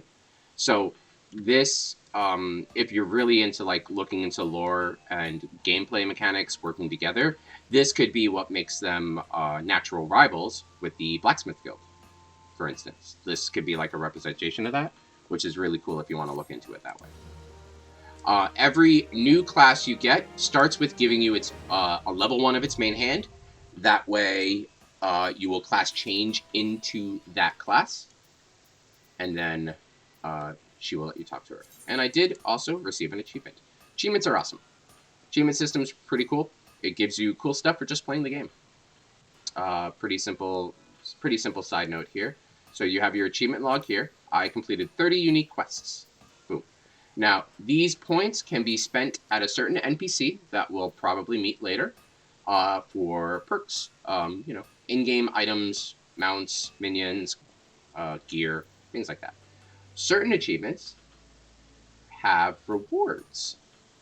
So if we click here, it will not let me click there. I am so sorry. Oh, here we go. If we click here, if we do these achievements, we get items. If we do these achievements, we get minions. And if we do these achievements, we get mounts. So, let's see. We're doing crafting and gathering, so let's do here. So, these are all of our crafting achievements. Alright? So, let's say we started as a blacksmith. So, let's look at the blacksmith. So, we can work the bellows and make 50 level 1 to 10 smithing recipes for 5 points. And then 300, 11 to 20, so on and so forth. But if we do 3,000 endgame levels, we get Of the Golden Anvil, a special title. But if we do all of these, we get a Hammer of the Luminary. So, luminary weapons are pure cosmetic. They have stats, but they're pretty poor in the grand scheme of things. You'll find better items. But what makes them special is their appearance is very unique. So you can kind of make a glamour and show off your elite crafting status. And then here we go. Then we have the Blessed Hammer for making a amount of different unique recipes. So basically what this means is when you're crafting, have 480 check marks on your crafting recipe, which is a lot. You know, you're not gonna grind that out in one day, but if you do so, you get a very special hammer. Now you can't see it in this mode, but usually these kind of tools have some sort of particle effect when you use them to craft, which is really good. And then if we make a lot of high quality items, we get the master title. And then this is for special content that we'll get to later. And then this is not unique to Blacksmith. All of the disciples have these. So if you're looking to do achievements and go achievement hunting, this is a real good way to give you something to strive for. And then this is just general miscellaneous crafting stuff. And if we go down here to Gatherer, you can see it's the same thing. You can get the Meadow Breaker for mining. You can get Forest Breaker for mining in the Black Shroud. And you can get Desert Breaker for mining in Thranduil. So, and there's a pick of the Luminary. And then if we go down here, there's the Resplendent, Blessed and Resplendent tools. And then of the Relentless Sledge. So, these are great. And here's the Master. Here's the Master Miner. All right. So, it gives you something to work towards. Achievement hunting is a really great way to make sure you experience a lot of the different content the game offers. Because as you can see here, there's a whole bunch of different categories. From battle to personal achievements, collecting certain items or creating certain weapons and tools, even to doing certain quests, seasonal, main scenario, things like that. Even to just exploring the realm and just looking around and just seeing what the game can show you. So achievements is a great way to give you a direction and help you experience the most the game has to offer. But we're done procrastinating. Let's equip our brand new hammer. Bada boom. I do a little class change thingy. Alright, we're going to double check to make sure I have the gear that I can have. We're going to set this as a new gear set. Drag that over here. Oh, I do believe I remembered. Krusty, you wanted to see my HUD, correct? I can show you that. If you're still here.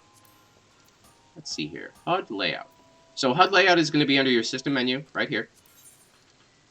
And there you go. So yep, okay, good. So I play with a very special controller. My left hand is on the mouse. You can see that at the edge of the screen there. Hi. Purple nails. Love purple. But you can see my mouse right here. But I play with a very special keyboard. So you can see that my hotbars are 4x3. That's by design. Because if I... Hi, I'm live. I play with this. This is called a Razer Synapse. This is the version 2 model. And as you can see here, the buttons here kind of match the buttons on my hotbar. So what I do is if I can just bring my camera right there, is I play just like this. So my thumb here is actually my movement. That's my WASD.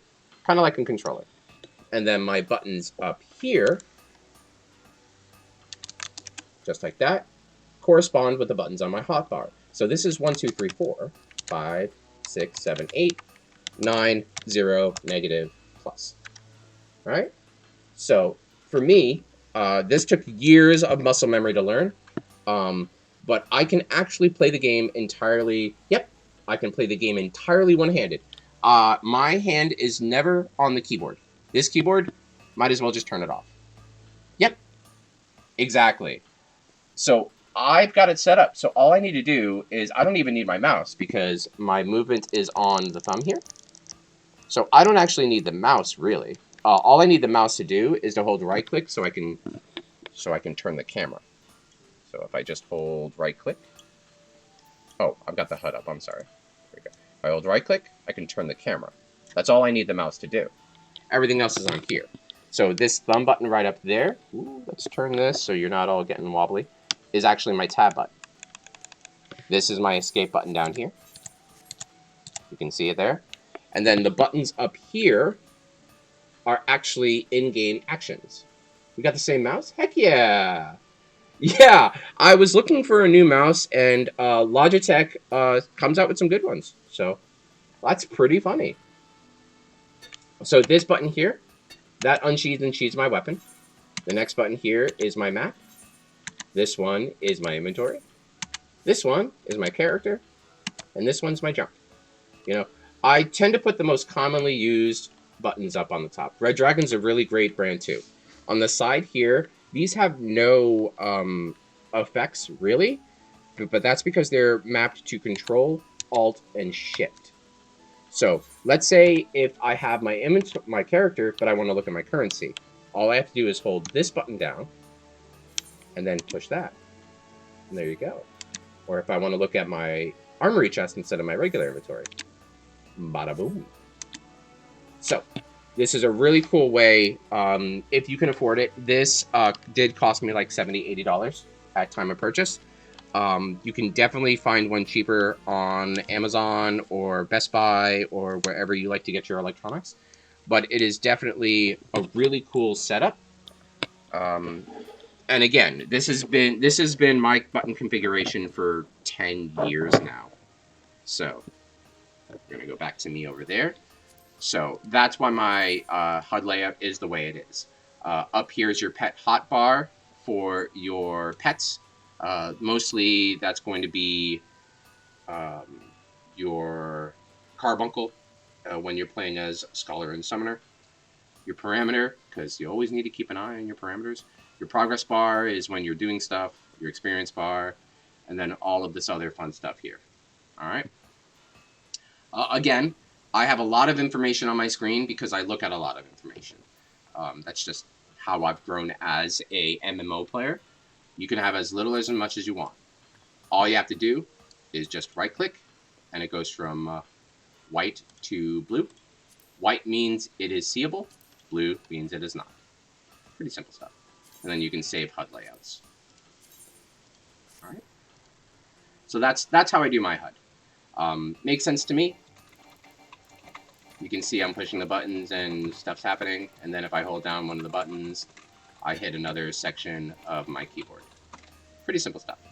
Alright, so now that we've put together our tools, if I didn't know any better, I'd say you were an armorer. Oh, well, thanks for the kind words. Of course I do know better. Until you craft something, you'll look like a babe with a rattle to me. No intention of othering you. My gosh, I forgot how sharp your tongue was, Hanansa.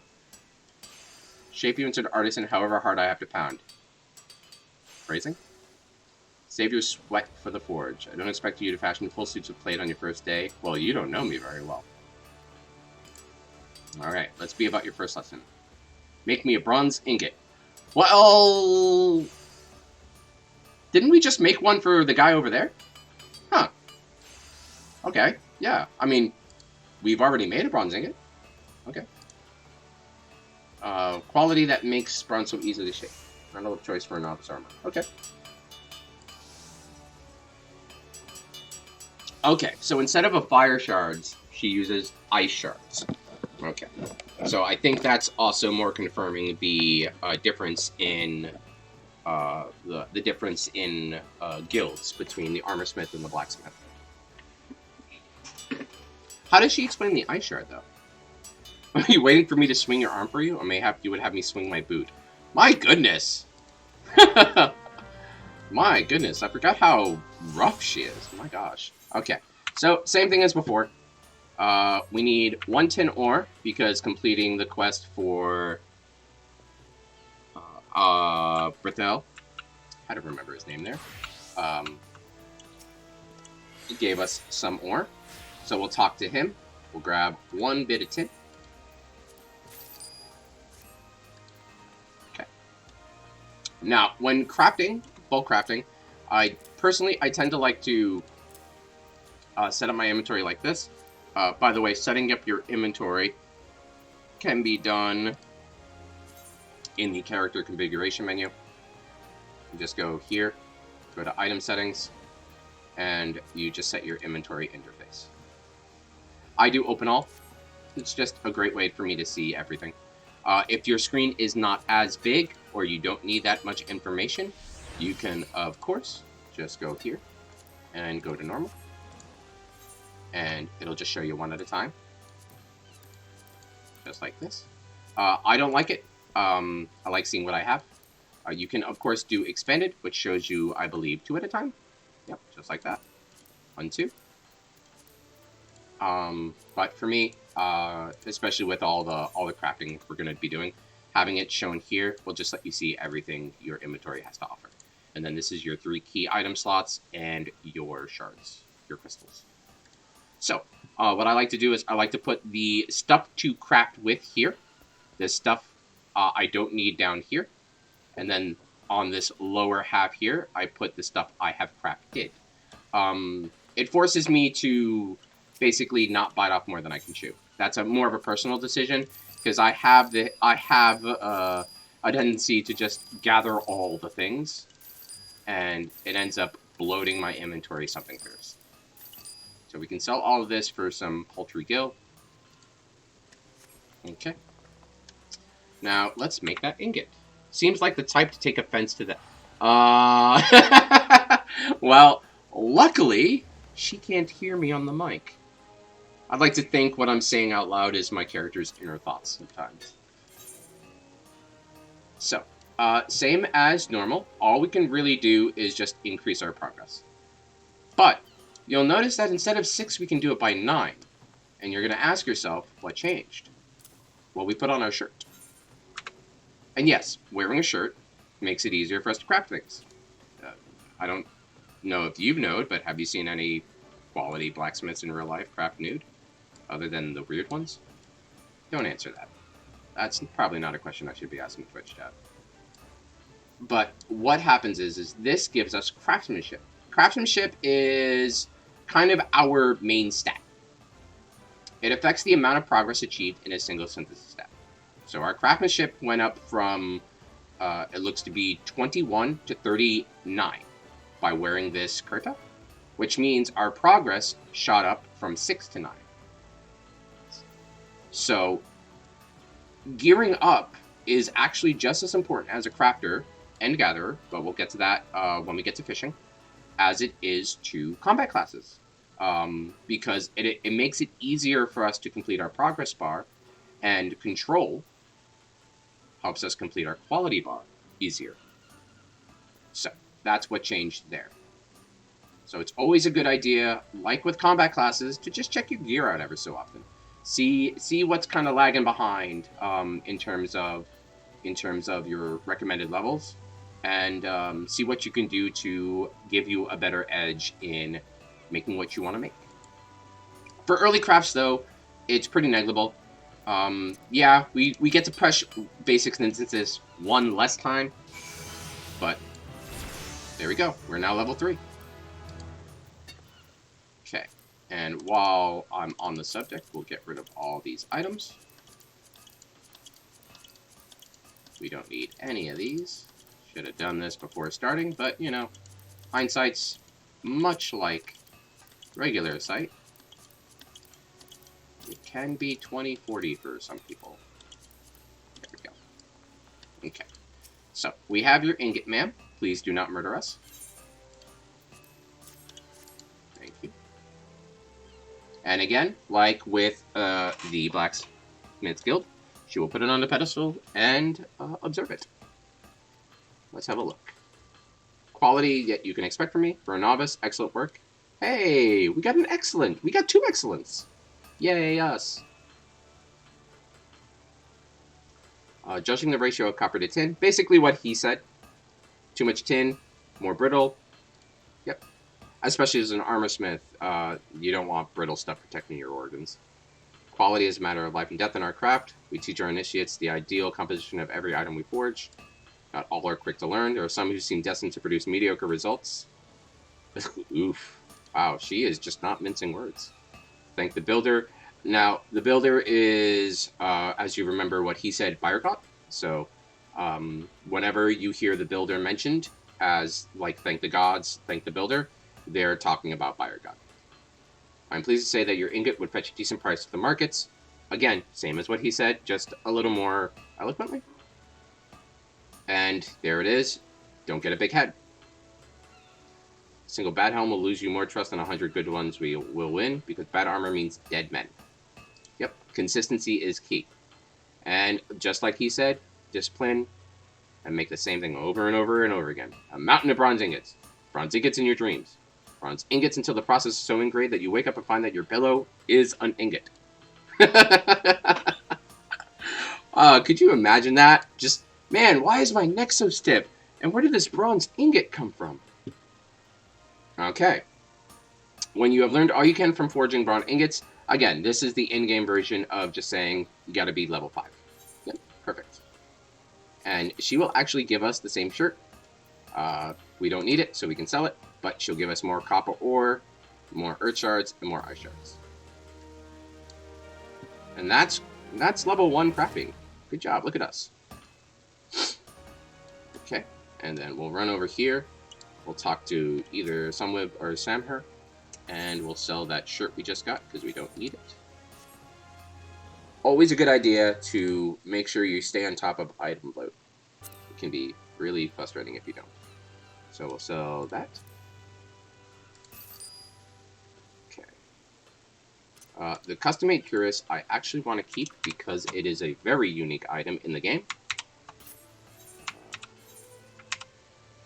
In terms of the fact that it is custom-made. Special items like these are generally hard to reacquire. You might need to speak to certain NPCs, or you just lose them forever. So when you go to discard an item, the game will ask you, "Are you sure?" So if we go here, yes, discard unique untradeable item. So the game will double check with you. Are you really sure you want to do that? Obviously not. It's a good checks and balances system. So we'll put our copper ingot ore over there. And I believe that's all the crafting classes. Oh, culinarian. Yes, let's talk to our good friends over at the Bismarck. Let's try making some food that won't poison people. Or that will. Different strokes for different folks.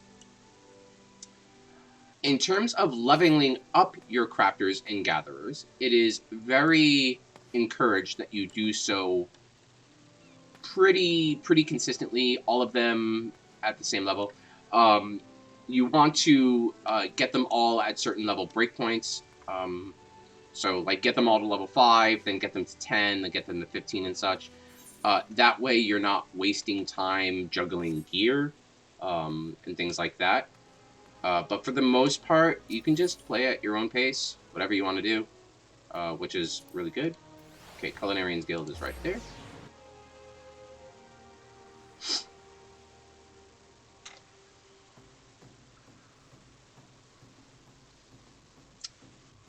It has been an hour since our last break, so feel free to hydrate yourself.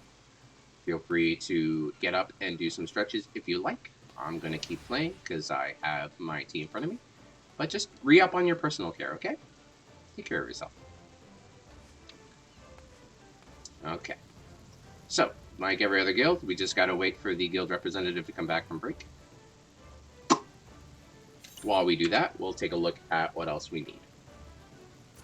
Looks like bronze rings, bronze rivets, bronze plate, a alchemist tool, a culinarian tool, and a paladin gladiator shield.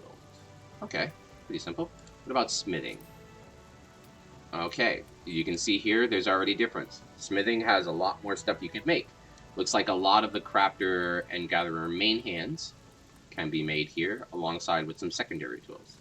So you can already see, even though you start the same with bronze ingots and rivets, what you can make already differs between the two classes. So if we go to 6 through 7, you can start making actual armor. And if we go to smithing 6 through 10, it's more tools. See here? So that's something to keep in mind. Okay. Oh, I'm sorry. I'm supposed to speak with Charles. If you are here to dine at the Bismarck, nope, I am here to become a culinarian. Thank you.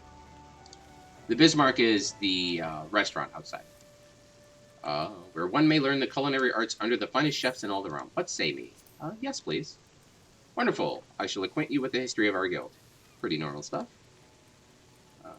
We have been the gastronomic capital of Eorzea. Oh, wow, words. Culinary tradition is the product of a unique combination: proximity to the fertile lands and plentiful seeds of Vilbrand, which is the sea outside. Second is our standing as a trading post. Yep, they are the trading capital of the world, so they get exotic ingredients from everywhere, even from places you don't normally expect them to, like our good enemies, the Garleans. Beneficiaries of culinary knowledge from every corner of the world. Passed solely through word of mouth and susceptible to corruption and loss. Trained with one man, made it his mission to catalog every recipe. Admiral Blaud Waitson, also known as Mast Cleaver. Ooh, cool title. At sea, he would regularly spend as much time preparing meals as giving commands on the fridge. He founded the Culinarians Guild and codified cooking methodology. Cool. Though the scope of our endeavors have expanded, not content with simply preserving, we labor tirelessly to devise wholly novel culinary creations with which to delight the senses. Oh, nice. Doors are open to folks from all walks of life, including adventurers such as me. One may liken our guild to a great pot of stew, and each member to an ingredient imparting a unique flavor. Oh, that's a cool little comparison. Adding ingredients willy-nilly is certain to spoil. Before you may take your place, you must be deemed a worthwhile addition by the Guildmaster Lingsap. That's going to be the guy behind this when I can turn my camera. Ours is truly sweltering kitchen. You would be well advised to ask yourself, can I stand the heat? If you can't stand the heat, stay out of the kitchen. All right. And then he's like, okay, if you're good to do this, talk to me again. Yes, I do have the resolve. All right. And culinarians look to use water and fire shards. Makes sense. And then there's our skillet. Okay. This will come as no surprise, but he is the finest chef in Limsa. Skill and dedication are second to none. Press upon him your desire to learn, and he will surely find a place for you in his stew. By which I mean the guild. Yes, can we stop with the stew analogy, please? I get it, but it's a little heavy-handed. Alright. So if this looks familiar, it's because this is actually the exact same layout as the Armorer's Guild and Blacksmith's Guild. Just less hammering. Alright. Let's have a good look at you then. Underfed whelp like you know about cooking. Scrawny arms? Excuse me, it's not my fault you're a goddamn Hulk. Lift a spoon. Oh. He was joking. My bad. It doesn't take muscle to be a culinarian. It doesn't even take talent, plus not on its own. Becoming a good cook boils down to passion. Have we the passion? Yes. Right. Why, if mastery was a 12-course dinner, I've hardly finished the soup. Cool. Trade's tough as old mutton, and passion's the only thing that gets us through the grisly bits. Okay, we gave him our name. We get a skillet. Show me you can hold a skillet. Okay. So just like with the other quests, this is our introductory. He gives us our main hand item, and we just have to equip it and talk to him again. There we go. Culinary unlocked. Look at that. So we'll open up that. Voila. Gotta readjust my windows here and equip. There we go. We're gonna go here. We're gonna make another new gear set. And we're gonna stick that on the old hotbar here. Bada-boop. There we go. Okay, now what are we making today, boss? Something with rock salt. I see you're holding the skillet the right way. Good. Well, I'm not holding it, per se, but sure. Thanks. Dies by its utensils. Yep, so just update your gear. Okay. For starters, I want you to make me maple syrup. Maple sap and a fire shard. Jossie sells sap. Good. Okay. Yep. It's just reintroducing... it is a level 1 quest, so it's just reintroducing what we already know. But if this is your first time accepting a crafting quest, that information is needed. Now, the cool thing about these guild suppliers is that they will sell you materials for most every craft up to, I believe, level 15. Alongside maybe some special gear here and there that you might need further down the line, like this tiny crown here. So we need, actually, I have not looked at the list. Here we go. We need maple syrup, maple sap. Okay.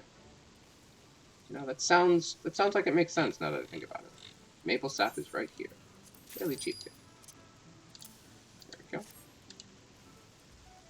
And what I have been remiss in doing is making sure you're eating. The main stats don't really matter. It's the 3% experience bonus. That experience bonus carries to all classes that you are gaining experience on. So even if you're taking food that's meant for combat classes, like this orange juice for, looks like healers, that 3% experience bonus will transfer to our crafting classes. So it's always a good idea to just be munching on something, in-game and in real life, if you happen to be a bit hungry. So we're going to do that. This should be an easy craft with our stats. Take a look. Yeah, pretty easy. At it. I'm gonna have to do this with every class, aren't I? Goodness me. There we go. And you can see here we gained bonus experience. Right down there. Plus 46%. Now, if we look back at the experience we gained, there was no... there was 50%. Really? Why was it 50 compared to the other? Compared to 46. Interesting. I wonder why that is.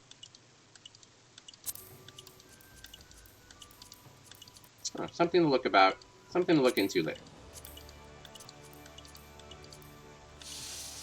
Okay, so we're just going to get rid of all the button bloat, relock that. We've crafted our maple syrup on a comically small frying pan, and we'll talk to Lingsa and see what he has to say.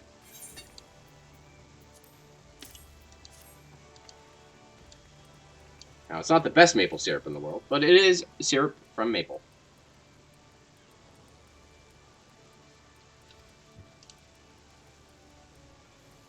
And here is there it is. Flavor's alright, consistency's nearly there. Damn sight better than a lot of novices. Hey, look at that. We don't suck. One of the most popular sweeteners around, key ingredient in all manners of cakes and treats. Yep. Boiling this stuff down gets you maple sugar, different sweetener with different uses. Simplest ingredients can have fun. Hey, that's cool. Lives and dies by his utensils, that's just a half of it. Know his ingredients. That's something that only comes with experience. Keep your nose to the stove, and yep. So we'll get our next quest at level 5. Look at that. So that's all the crafting classes we can do, which isn't bad. I believe that's all the crafting classes we can do. There should be 3 here, right? Just double checking my map here. Alright. And now for the gathering class. Now that we're all done with that, we'll put this over here. We don't need the maple syrup, so we can sell that the first chance we get. But we're going to go to learn how to fish. Fishing is really fun. So, we'll go to the fisherman's guild downstairs. And we'll talk to fishing.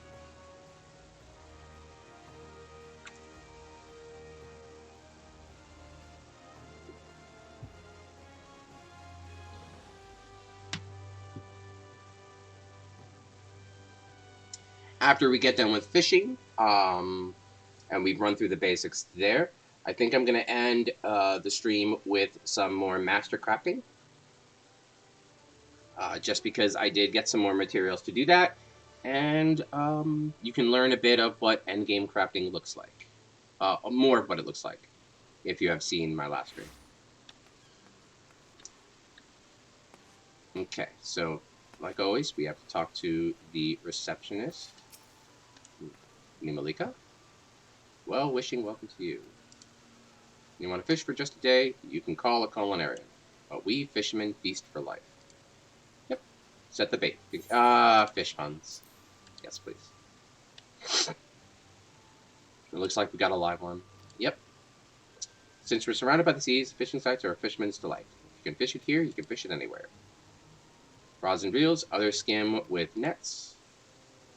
People prattle around pullers just about everywhere in Limsa. Yep. Much more. We shepherd the ships, preside over the ports, manage the mongers, making sure not to leave any adventurers out to sea. Prefer to work alone, so we'll start you off with the rod and reel. Yes, you'd be correct. Pole fishing positively pulls prettier prices. You really like your articulations. My goodness. Brilliant with the guildmaster. Did I miss this the first time? I did not think there were so many fishing puns from the guild receptionist. All right, and unlike other classes, fishers have bait. But unfortunately, unfortunately, and somewhat ironically, our netmaster is out fishing. So Sisyphus tends to the tasks that require tending to, such as deciding where you think to swim. Yep, she's right behind us. However, you decidedly decide to say hello. She might seem somewhat standoffish, but she's only keeping an eye out for sharks. Be yourself, and you have nothing to worry about.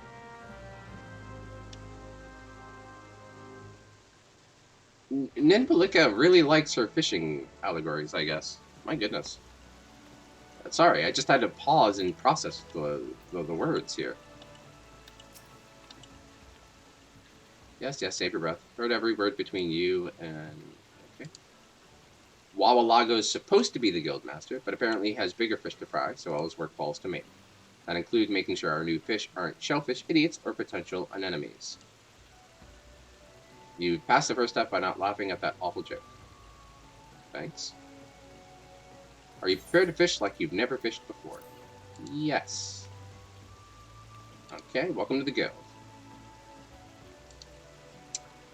You're going to need that pole and a prayer, so I can at least provide you with a former.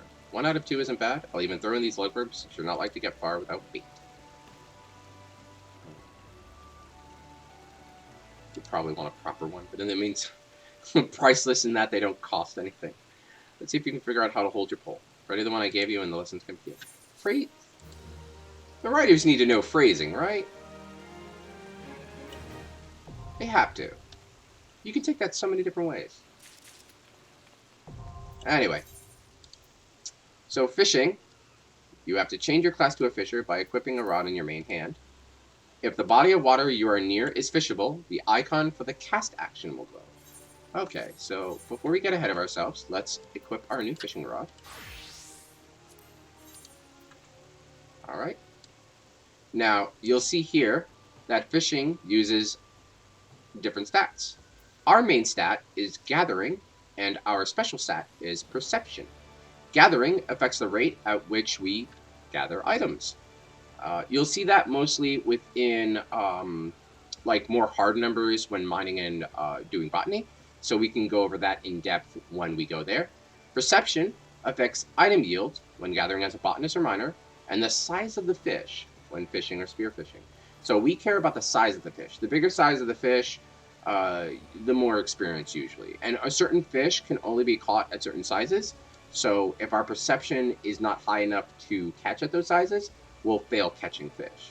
They'll just get away and take the line with us. So that's something to keep in mind as well. No, I want to create a new class. Thank you. New gear set. I'm going to add one, and there's our fisher. Perfect. So we'll drag our fisher onto our hotbar there. Okay. And I know it's the third, so we'll put it there. Because the way they categorize it is minor, botany, and fishing. Alright, so I'm going to get rid of everything but cast. That's all we really need to care about. Cast and our bait. We can change things over as we go.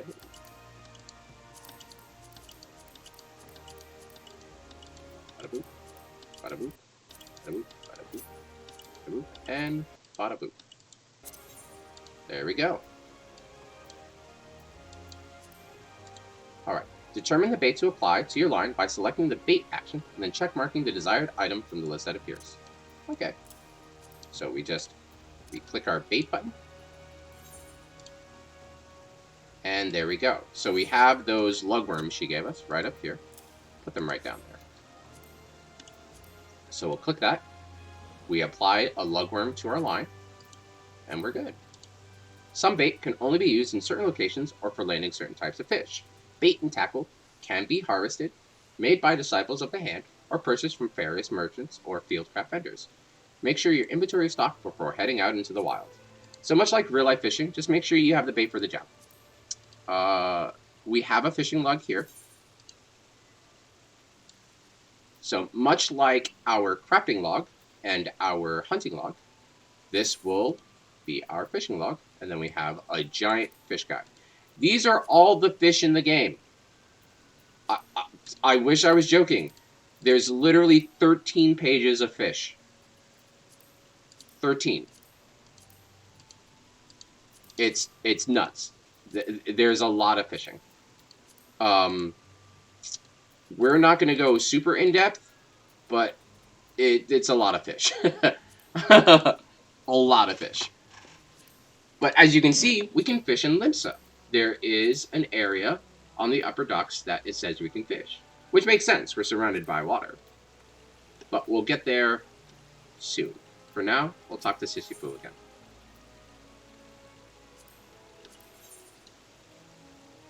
Okay. And this is a new set of clothing for gathering. There we are.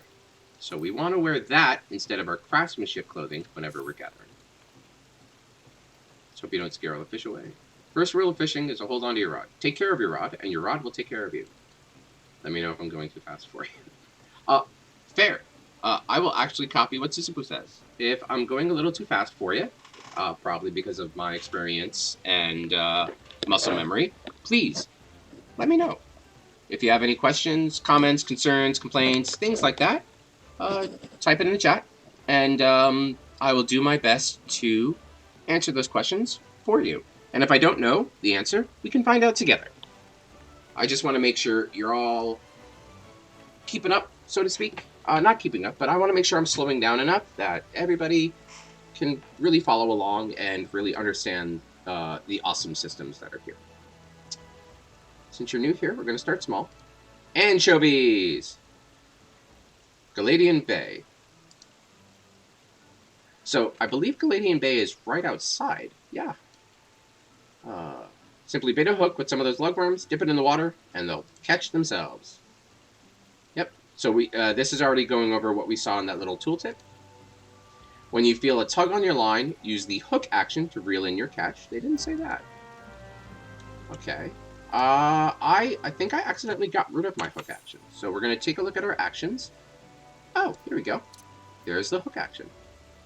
So we'll put that right next to cast, I guess. Abandons fishing and stows your equipment. Well, we'll put that there. Lights up the tip of your fishing rod. Is that really important? I mean, I guess that's more of a visual aid, especially if you're casting at night. So let's put that right down.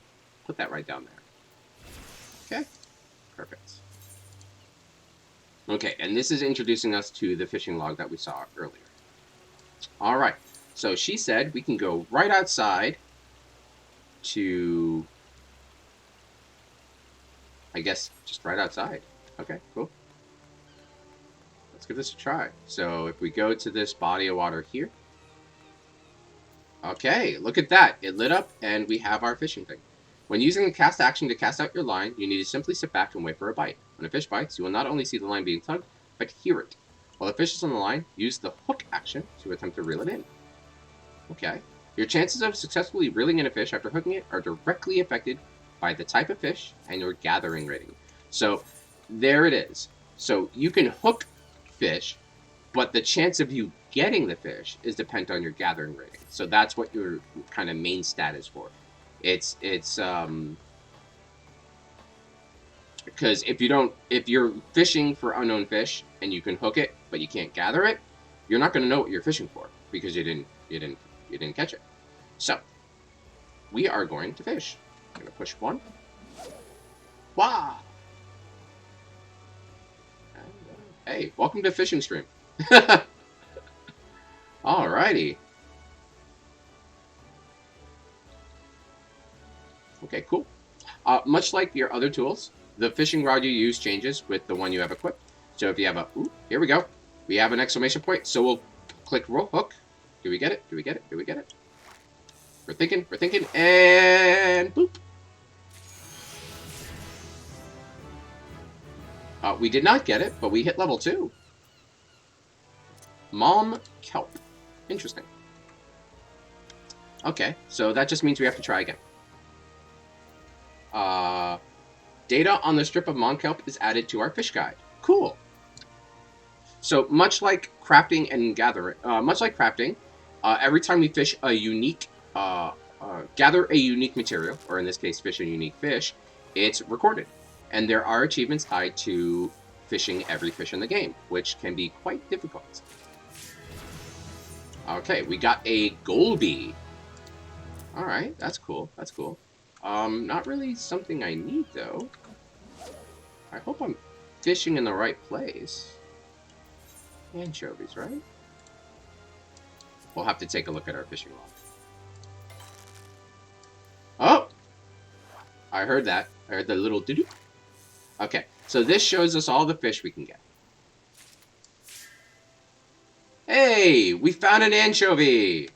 Now we just need 4 more. Okay, so anchovies can be found here.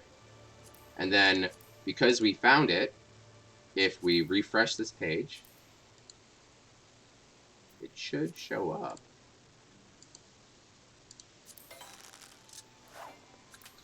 Oh, the fish got away before I could even reel it in. So you have to really be on top of it. It's like it's really like fishing in real life, which is really cool. Fishing log.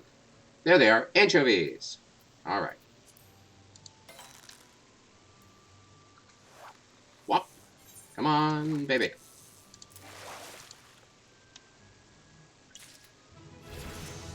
That's our second anchovy, and we're getting some great experience. Now, you can see here, well, you can't because my camera's kind of covering the view, but in my chat, it's showing me that I'm gaining 222 plus 3% experience. That's the experience here. So even though I'm not using the piety, vitality, or direct hit rate, those are more combat stats, I'm still getting a small experience bonus, which really helps in the grand scheme of things. So it's always recommended you have some sort of food. You can always get some basic food from any main city-state vendor. So it's always something to look out for, and it's fairly cheap. If you're looking for more specific food, depending on what you're trying to do, you could always check the market board or see what you can create yourselves, which is what we'll be doing, obviously, considering the focus of our time here. It's already getting dark out. You can see the night cycle go. I will admit it's no Gridania. I prefer Gridania, and once you see it, I can show off why. But very beautiful place. Now, actually, if I pull it back for a second, you can actually do something really cool. So there is a sit command. You just type /sit, and your character sits down. Really simple, right? And then when you're sitting, you just type /sit, and you stand back up. When fishing, which I think is really cool, so we'll cast out our rod. If you type /sit, you sit on a little bench. That's it. Isn't that the cutest little thing? I've been playing this game for so long, and I just recently found this out at the start of Endwalker. I saw somebody sitting down while fishing off of the Threvnarian coastline, and it totally just blew my mind. So, we've hit level 5, so after this, we can actually do the next quest. But we also learned a new ability, Churn. Churn uses GP, or Gathering Points. It is the Gatherer's version of MP. And what it does is it reduces the amount of time for the next fish. So we're not waiting as long. So if we hit that button, I throw some stuff in there. And I cast my line. So we have that buff right up here. And boom. Markedly quicker.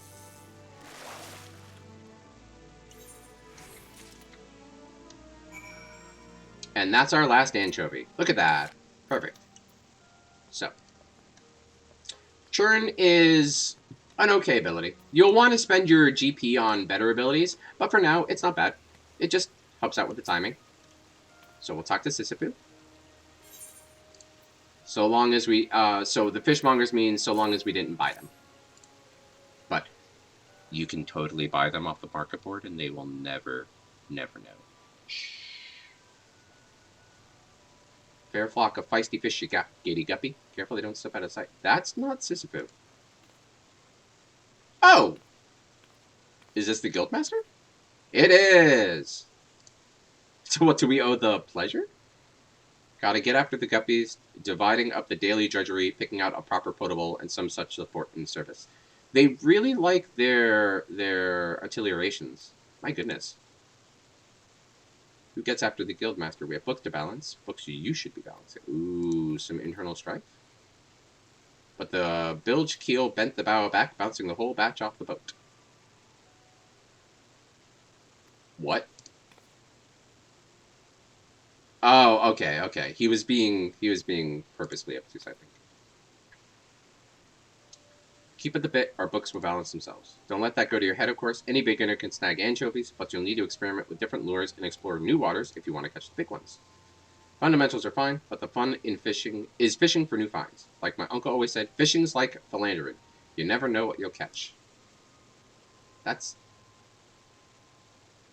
Those are words. I'm agreeing with Sisyphus on this one. Alright, and we automatically have access to our next quest. But seeing as it is free, we will actually be taking a break from our... take a break. Well, take a break from taking a break. That totally makes sense. We're going to first equip this. So this will increase our gathering from 22 to 35. Look at that. Update our gear set. It's in a nice blue. Alright. So, I'm going to go on a quick intermission. We are going to be changing our character. I'm going to go back to my main account, and we can do some more master questing. While I get everything set up on my end, feel free to take a quick 5 minutes, 5 seconds, 5 hours, whatever you like. Stretch, go to the restroom, refill your tea. I know I will. And I will be right back.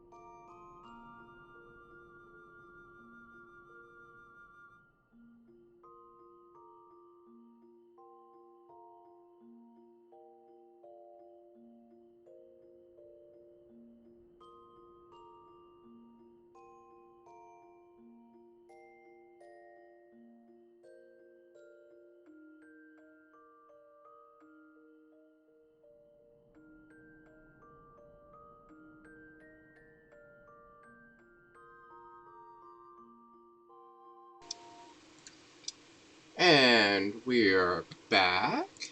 I hope everybody enjoyed their bio break, their food break, their medicine break, their break. As you can see here, we're back on my main account, and we're going to be doing some expert crafts for the rest of the hour. Well, for the last hour of the stream. We're going to do some expert crafts. We're going to chat and chill. I'll be talking about some stuff you can expect to find as a end game high level crafter, and hopefully we'll just have a nice relaxing end of the day.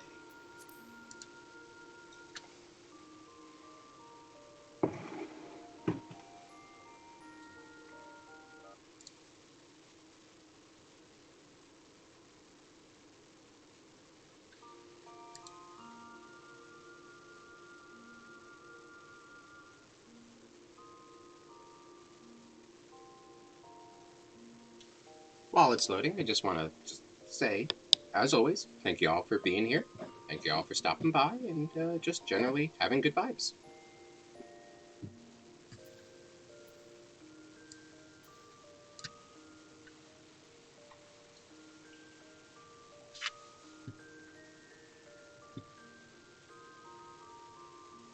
So, when we last talked about expert crafts, we were doing the relic turn-ins at the Crystarium, which is why I'm here right now, trying to load in. So, I did happen to finish up the first level of crafting, and now I'm excited to show you the final level of crafting. Just because a craft is expert doesn't mean it shares the same properties in terms of how the craft can go. For instance, you might have noticed during the first craft, if you were here last stream, had various buffs that normally you wouldn't see during regular crafting. This expert craft, which is the final level, will have even different stuff to work with. So we're going to get ourselves over here to the crystalline mean. Actually, no, we'll chill right here for now, because I do have some materials on me. So we'll just find a nice little place to just chill out, enjoy some of the music from this area of the game. Okay, and we are going to go over to here, special recipes, side quests, splendorous tools. Now we were making targes, now we're making leather jackets. Alright, and as you can see, the difficulty has gone way up. 600 to 700, 660 to 740. So, we're going to pop our food. We're going to pop 2 of those. So, the way I want to tackle this last part of the day, when the food's up, we're done, and we can call it a good day. We're going to pop our concoction, and let's get started.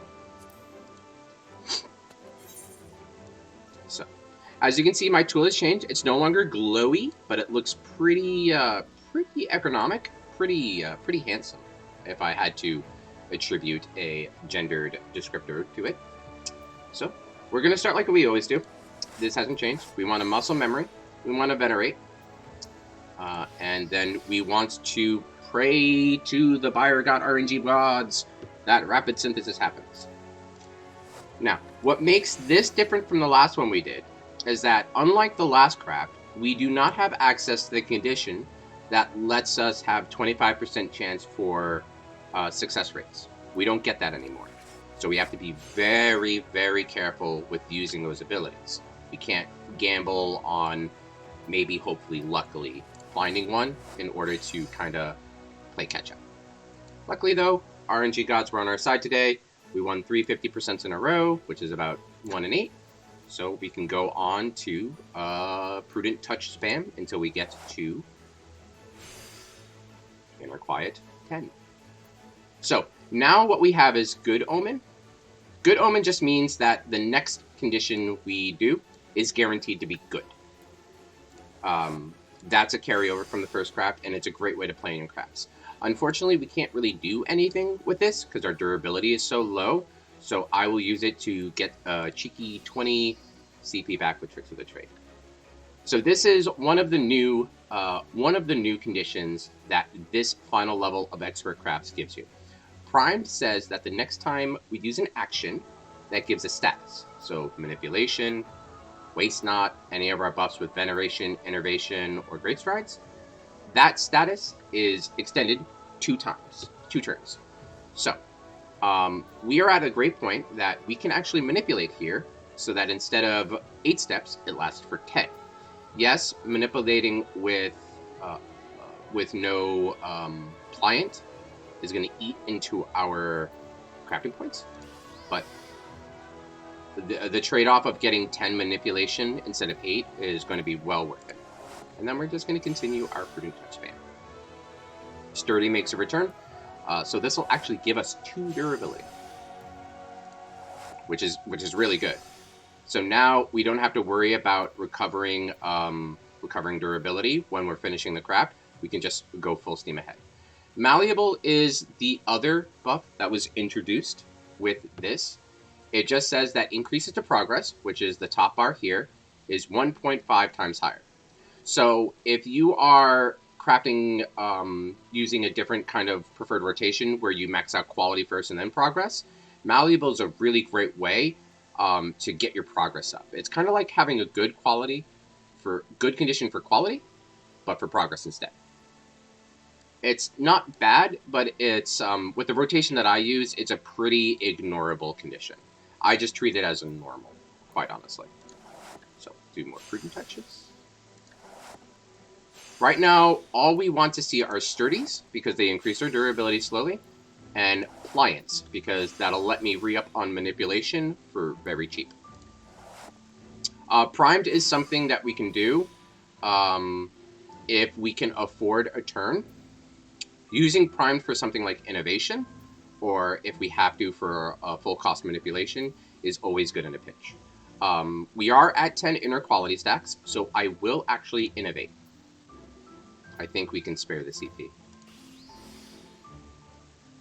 Okay, and then we can Sturdy. Okay.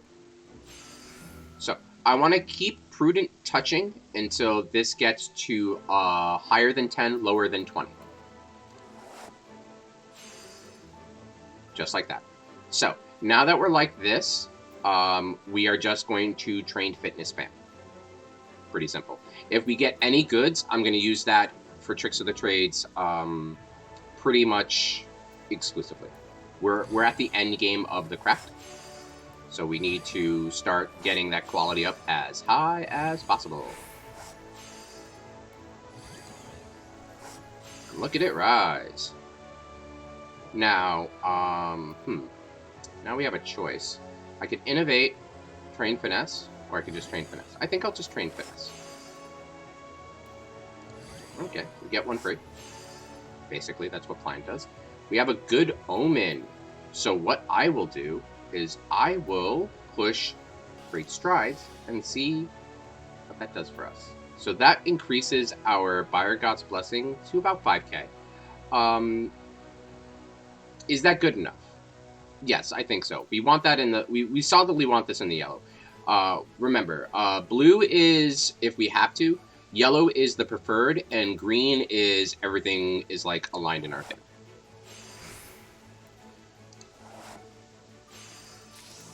And there we go. Alright, so we have 3 more leather jackets we can make. We'll turn those in, we'll see what we get, and then we can plan from there. Ooh, yep, no, we're gonna keep with the veneration. And rapid synth, baby. Oof, okay. One more. Uh-oh. One more? There we go. Okay. So that's the part, as always, that can get really, really rough, is when the game says, no, you're not allowed to do this. Unfortunately, our durability is so low, but we have a good omen coming up. So what I will do, instead of hitting Master's Men, we're going to hit Manipulation. Even though Manipulation is worth more, we're going to get 20 of that back with the good condition, and because we're spending a turn getting CP, Manipulation will give us 5 durability back. So it was like this Manipulation only cost 76 and gave us 5 durability, which is really good. Now, this is one of the few instances where Malleable can come in handy. What we're going to do is we're going to click Final Appraisal, This does not take an action. It costs 1 CP, and it just makes sure that we're right at the edge. If you remember, I compared it to False Swipe from the Pokemon games. Same thing. It's because we have this malleable that instead of gambling with Rapid Synthesis, we can instead use Prudent Synthesis in order to do this and get it real close to there. Okay, so now that that's there, we can start working on our inner quiet stacks. Primed, we don't really need at this point. It's not going to really be useful for us. We don't need to wait a turn for manipulation to give us more durability. We're at our key point between 20 and 10. So we're just going to do this. Now, normally I would use the good condition here for Precise Touch, but the problem is that we only have 1 manipulation left.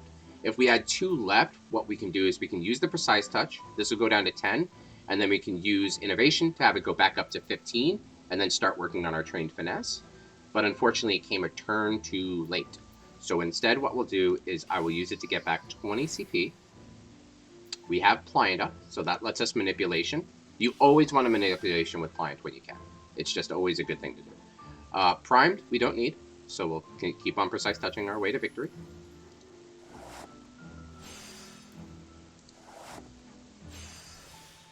Now, you can make an argument that you could have innovated there for Prime, but it's up to you and what you think your craft is turning into. Okay, so this is a good instance of a good omen. So if we use the Precise Touch here, we get a big bonus, wallabop, and our durability goes down to 17. Now, we actually have it set up that we can do a Prudent Touch into another good, because this will only take 5, this will go down to 12. So I have a good feeling about this craft. There we go. And now we're at 10 Inner Quiet, so now we innovate, and we just Trained Finesse our way to the end of the craft.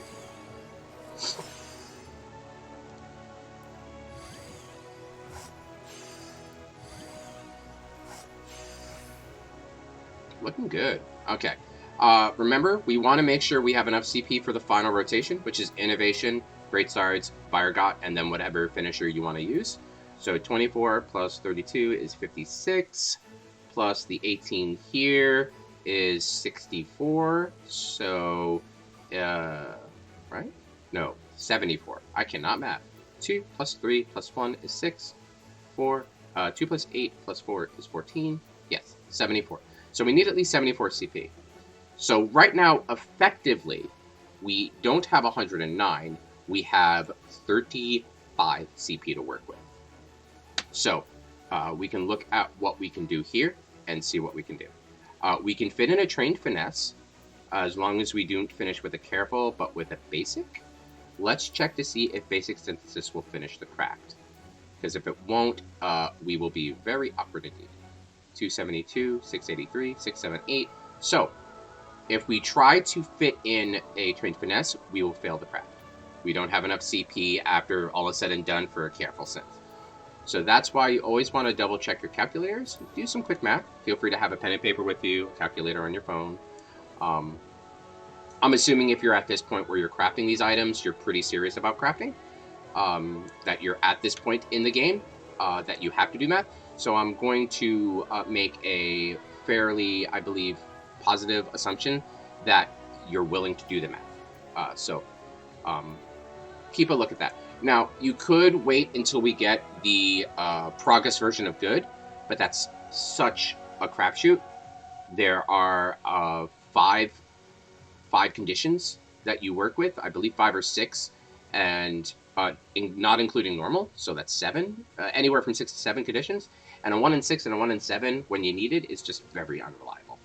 So we're going to go off the assumption that we need to add 7 to our final rotation in order to make sure our craft finishes. So that's 24 plus 7, 31, plus 32, that's 63, plus 18, that's 81. So now we need to take 81 from 109, so that's only 28 CP we can work with, which is less than Trained Finesse. Unfortunately, there's not much else we can do outside of that. So it looks like we're just going to have to complete the craft. There's not much we can do with 28 CP. We can't really, even with a pliant, these are going to be too expensive. So we'll just complete the craft. And wherever the dice falls, the dice falls. Looks like we'll get about 3,900, so we'll get a solid yellow.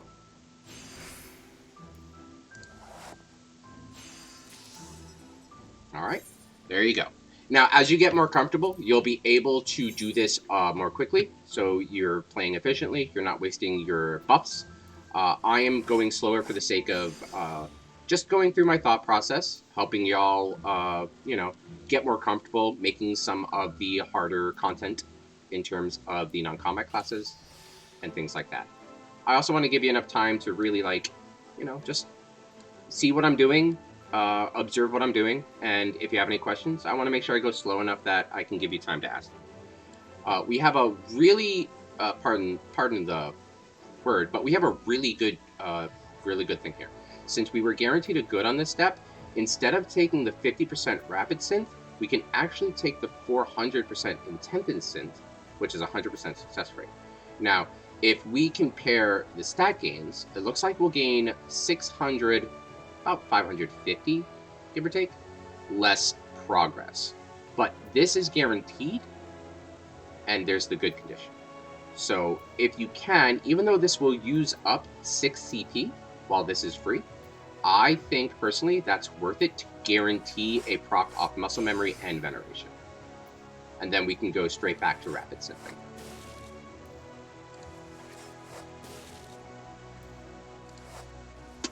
Yeah, it's a good thing I did that. Okay. We're sturdy, which is kind of sad. We can't really use it. So we will Master's Menu.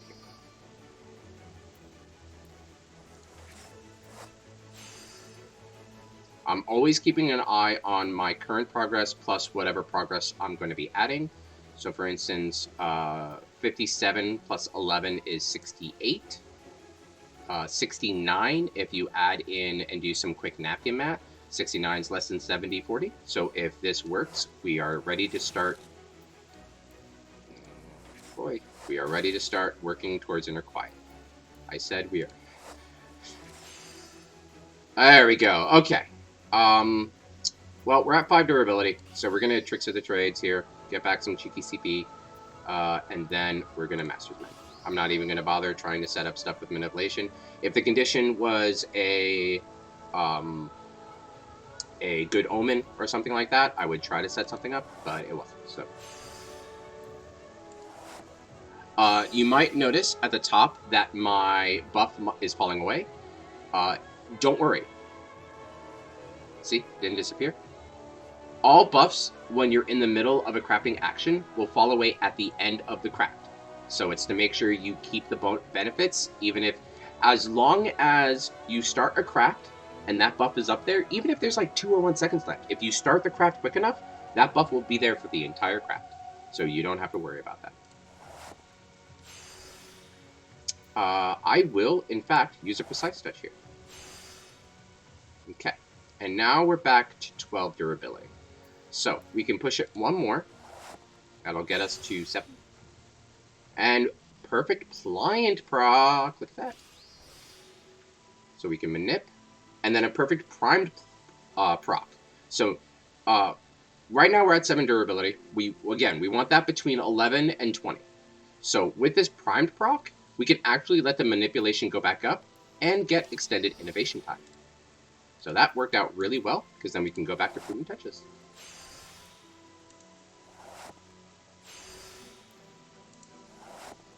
That primed is a little useless there, because we have all of our buffs up, so we can just ignore it. That pliant is also a little wasteful, because, again, we have our buffs up, so we can just ignore it. Now, even though I'm at 10, and I want to start Trained Finesse, I still have Manipulation stacks up I don't want to waste, and Innovation is up, so Prudent Touch is a little better for you, because it's less CP overall. It's, I believe, 26 to this 32, and it gives the same stats, and it doesn't waste your manipulation costs.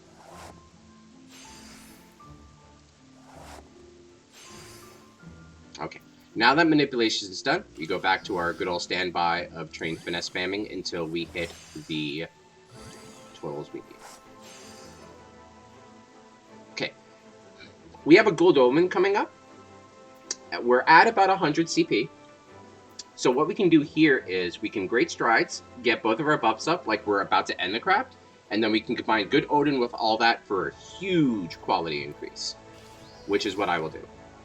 So you can see there it goes up to like 6,000, which is solidly where we want the craft to end.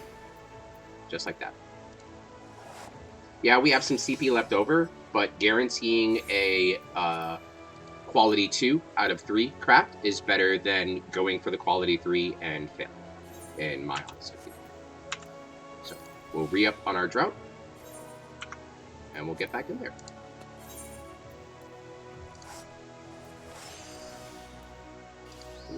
Sturdy's kind of wasted. That's a little sad, but what can you do? Okay, good. Do we win the 25%? We do. Do we win the 16%? We do not. Okay, well that happens. We have a Good Omen coming up, so I'm not too worried. We will tricks of the trade here, get some of our CP back, and then we will Prudent Touch. We're looking for either Pliant. Okay, goods, good. We're low, so we'll get more CP is always perfect. We didn't get Pliant or the other one. Of course, the second I Masters Mend, we get it. Of course I do. Cheeky game. Okay, so Pliant with Manipulation, and then get a half off Prudent Touch. That's fine. Oh, we get buy one get one free Prudent Touch. Goodness me. We have a Precise Touch up, so let's do that. Precise Touch gives you 2 stacks of Inner Quiet compared to the one on most of your other touch abilities, and it gives you 150% efficiency compared to 100.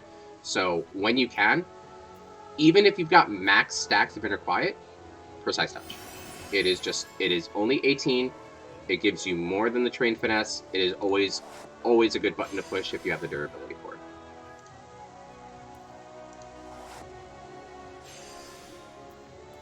Okay.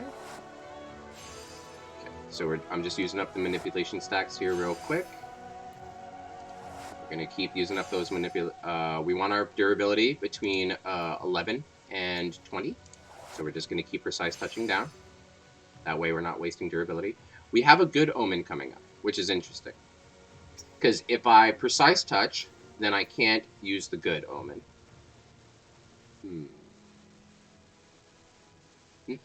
What to do? We can Prudent Touch one more time, or I can Innovate Prudent Touch.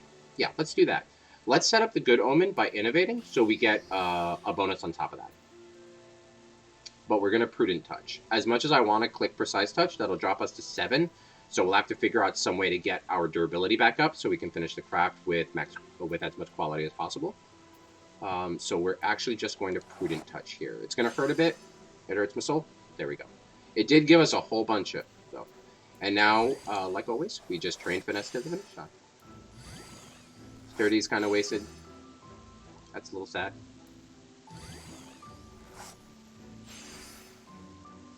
We have a Good Omen coming up. So what we can do is we can do the same trick again, but this time with Trained Finesse, which is what we'll do. We'll set up an Innovation into a Trained Finesse.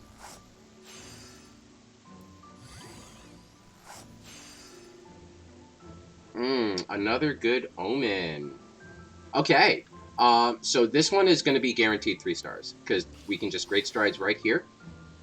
There's a good there. That gives us a giant chunk, and this should fill up the bar. Look at that. So the idea is every 2 of these that we make, every 2 3 stars that we make here, which is the max collectible, is 1 less of the 2 stars. The math is a little weird, but basically it's instead of having to craft 3 2 stars, you just have to craft 2 3 stars. So you're saving a craft in the long run. But we are all out of the special material we need, so let's teleport to the crystalline mean We'll see where we're at in terms of the turn-ins we need, and that'll tell us how much we need to buy. In terms of our goals going forward, especially starting next week's stream on Monday, I'll be streaming normally 12-5, like always, 12 to 4, like always. FanFest stuff is happening, so I will be talking about that. Just giving some small thoughts. Again, I will mostly be focusing on the Crafter Gathering side. If there are any changes from there, I will definitely be hyped for that. Any new gear, anything like that. There is, for Glam's sake, because Glam is tied to Crafting and Gathering, because you can make special gear that looks good. We have the new dual die system coming up that I'm super excited for. So hopefully we get more information about how that works. Hopefully there's some stuff with the glamour dresser, things like that. Most speculation has died down. We kind of know what they're going to talk about, but they always like to sneak in some new stuff to bring up the hype. You know what I mean? Especially with Dawn Trail coming relatively soon compared to where we are in the current patch cycle. And then Monday, we will do some more master crafting in the morning, well, in the early afternoon. And then in the late afternoon, we will do some gathering. I will throw up some gathering alarms, and we can do some gathering stuff. Wednesday, we will be doing more master crafting, and then we'll see if we can do some Ishgard restoration stuff. That is kind of the side content that comes with crafting, complete with its own system of turn-ins, its own style of system. I'm trying to find the right words, but I can't. And it's got its own instance. The diadem. And then, of course, Friday we will pick back up with our Crafting Through Eorzea series. We'll jump back onto our Sylviana low-level character, and we'll continue our explorations through Eorzea as a crafter-gatherer fresh off the boat. So that's my kind of plan going forward. So let's see here, what can we get for these? Okay, we get Night Forged Leatherworker components. It looks like we need 60, like we need the last component. We have 16. That's not bad. That's not horrible. We're a quarter of the way there. So we need to grab some more leather. Okay. Because this is a special currency, like I said last time, just buy 10. 10 is 30. If you're like absolutely perfect, then you can get everything. But it's 20, so, you know. And we'll craft up here. Nice change up base. It's pretty up here. That says no entry? E-N-T-R-Y, maybe? I know that's a no. The Eurasian script is no. Is that an S? H-S-R? It's like a W. Something N. H-S-R. There is an official Eorzean script translator, especially if you get the Encyclopedia Eorzea books.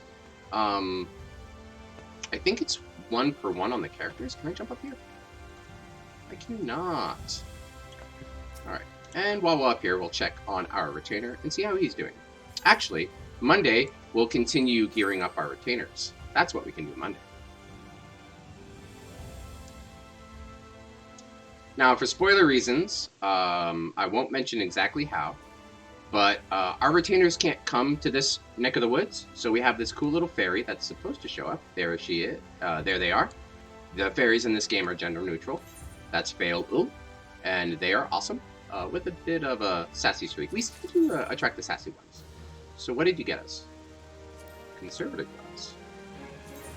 How do these look?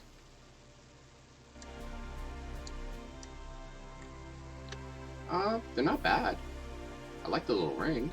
Are these for White Mage?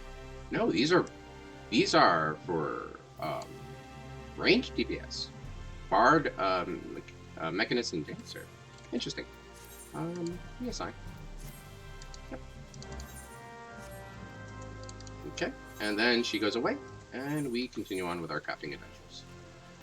So I don't really need these. They look cool, but my current glamours for my range classes are pretty set. I know the design and direction I'm going for, and unfortunately, that also means I know what gear I need. So I don't need those. Alright, so back to crafting.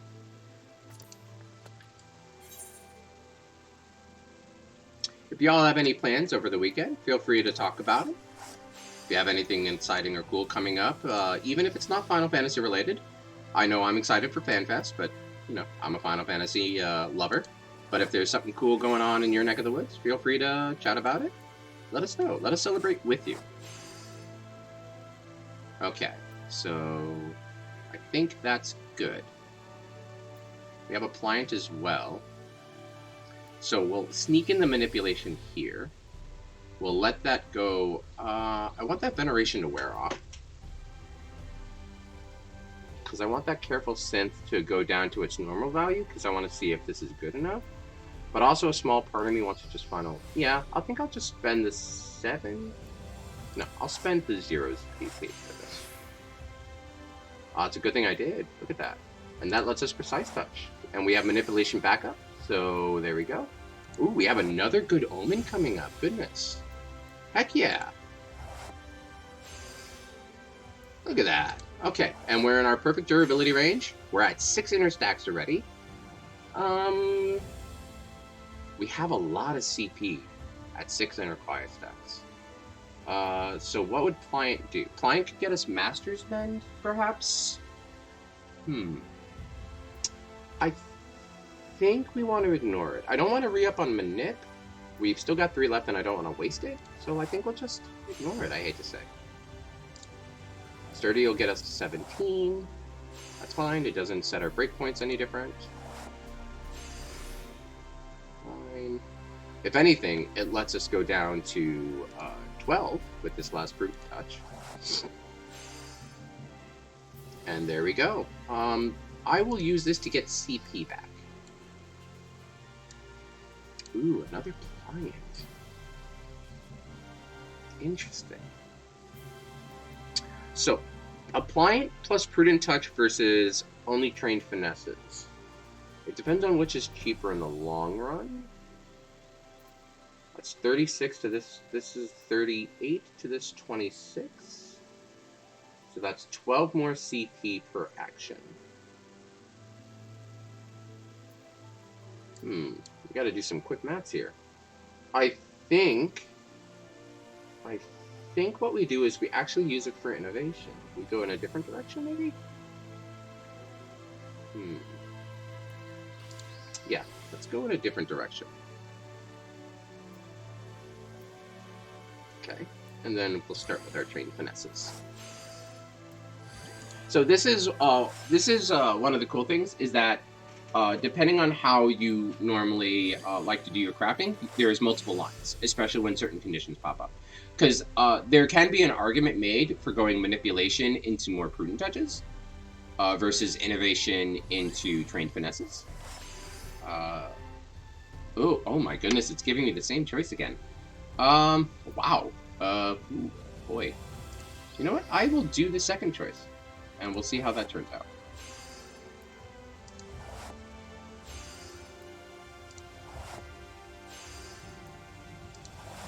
It looks like it's turning out better than the original choice. So this is something that you can learn in terms of, like, you can take this lesson with your next craft. So if we ever find ourselves in that kind of situation again, we now know what to do. I'm actually going to ignore the good omen. Okay, so we're at our breakpoint. Let's finish the craft and see how it looks. I think we might be green. Hey, look at that. Just barely. 51 over the breakpoint, too. Look at that. Okay, so now we know in the future if we find ourselves in that same situation, we know that manipulation prudent touch is better long-term than innovation trained finesse. So that's something you can take and learn over time. Okay, we're gonna go veneration. Let's go careful synthesis. No, rapid synthesis. There we go. Okay, 25%.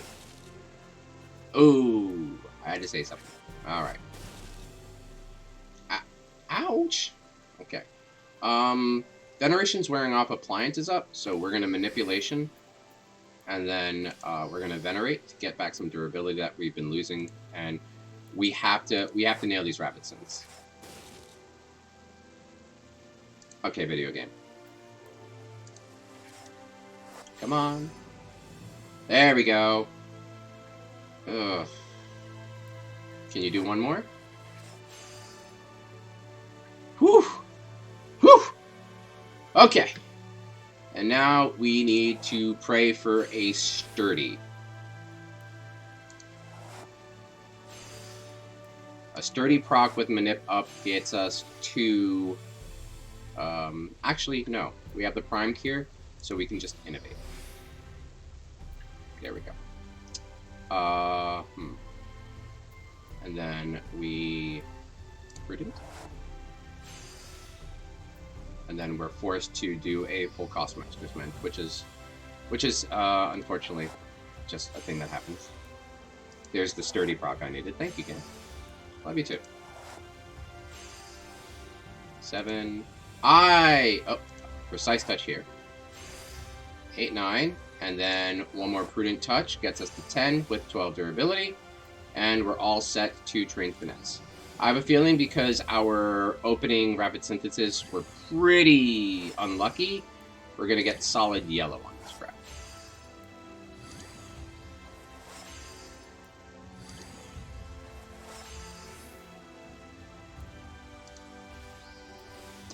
Because we're primed, I'm willing to pop an Innovation there where I normally wouldn't. That's just so Innovation lasts a little longer at the end of the crap.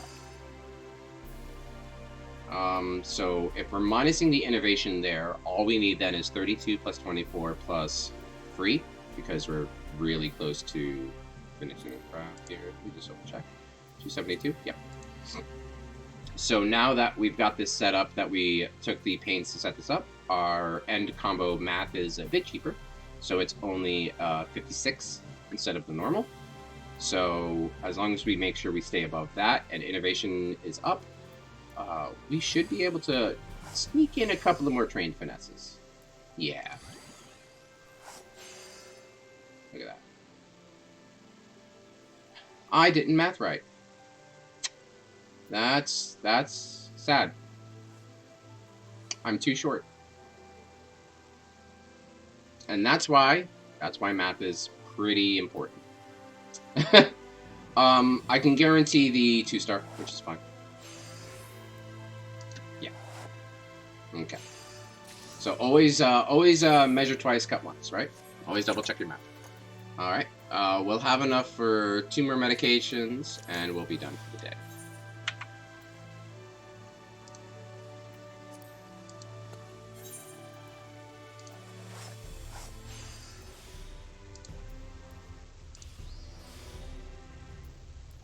Sturdy's not bad. Okay. Pliant's okay. Yeah, I will set up the Manipulation here at the cost of 1 Veneration stack. Good. We are going to go Intensive Synthesis, because it guarantees 100% proc. And then Sturdy will go back to Rapid. Okay, we have another Pliant, but Manipulation is already up. So what I will do is we'll use a Final Appraisal, and we'll get a discount on Prudent. Let's see what that does. Now, if you're not doing the math, if you're doing like dirty math, or you're really unsure about your numbers because there are certain conditions that proc, Final Appraisal only costs 1 CP, doesn't use up a turn, and it's a really great, like, I need this high quality before I finish it, but I need to make sure I finish it. It's a really great safety net to just throw in there. You can't use it to kind of like bait out certain conditions because it doesn't use up a turn, so just keep that on your mind. Primed. Yes, primed. Innovation +2 is worth it if there's a primed. Pliant, unfortunately, all that means is Prudent Touch is half off.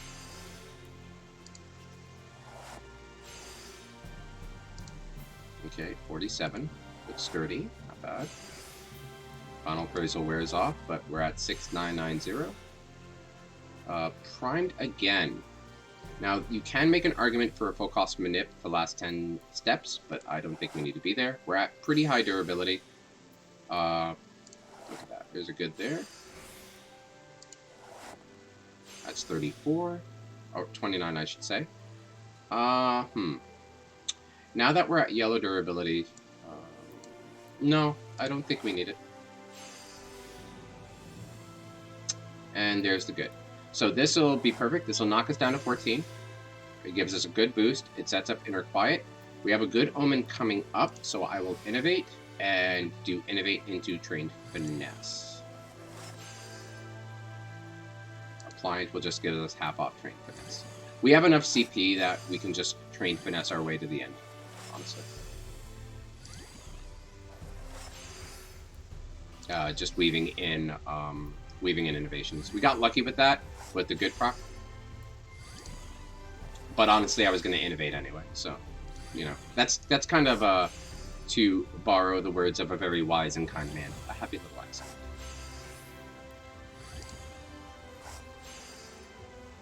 Man, at this point, I don't think I'll even need Fire Gods. Oh boy. Alright, final... If this doesn't... this isn't high quality, the game's cheating. Yeah.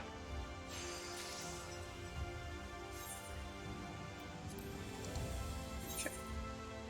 So now that I've gone over a bit of my mindset, I'm going to go a little faster, just to make sure we use up our buffs as eloquently as possible. As efficiently, I'm sorry. Getting the extended veneration is lucky for us, because that means we can spare a Appliant here for that. I'm going to go good for the intensive. Another good for the intensive.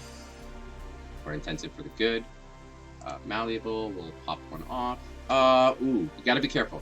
So this is good, but we have to make sure we don't accidentally finish the craft. 4 plus 2 is 6. 3 plus 5 is 8. 68? Okay, we're good. So if this works, we're going to be very close. Look at that. Good, we will use for Precise Touch, because we have Manipulation on. Client. Interesting. I'm just double checking. Will this complete the craft? 8 plus 2 is... Yes. Okay, so we can minus 7 off of our final combo. That's good. We've knocked off 7 there. In terms of this Pliant proc, there can be an argument made for Master's Mend, which I'm going to take, because our craft 2 crafts ago showed us that it was a good idea. We'll go Innovation, and then we'll just start knocking back.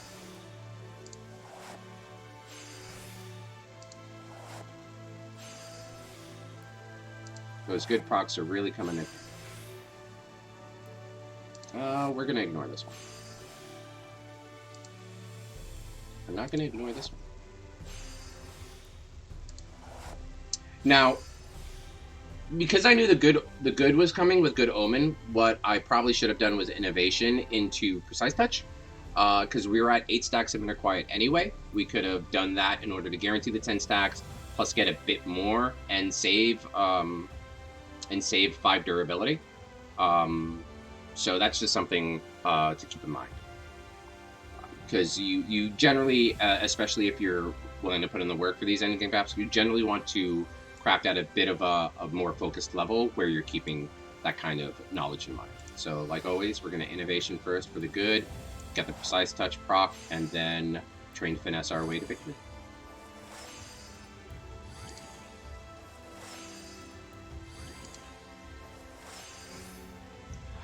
So this Good Omen is at a weird crossroad. I'm actually going to use it to get some Tricks of the Trade CP back. Because I don't want to lose it to Innovation, and I want to Train Finesse with Innovation up to maximize our gains per CP. So that was a good place to have that there in order to get some CP back to help us with our end combo.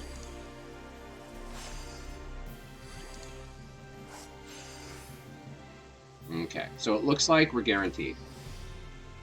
It's always a good idea, either in practice or if you're using an outside resource like Teamcraft, to see what your final combo will do.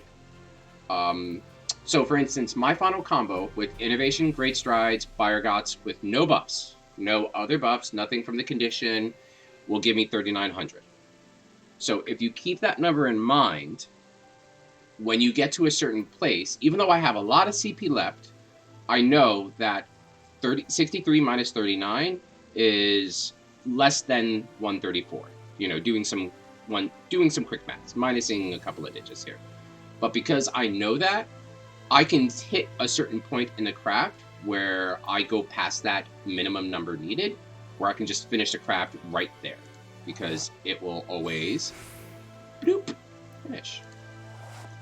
Even though I have 89 CP left, I could have gone for longer, but that would have been a bit inefficient with my time. And because you want to maximize your uptime with your buffs. Okay.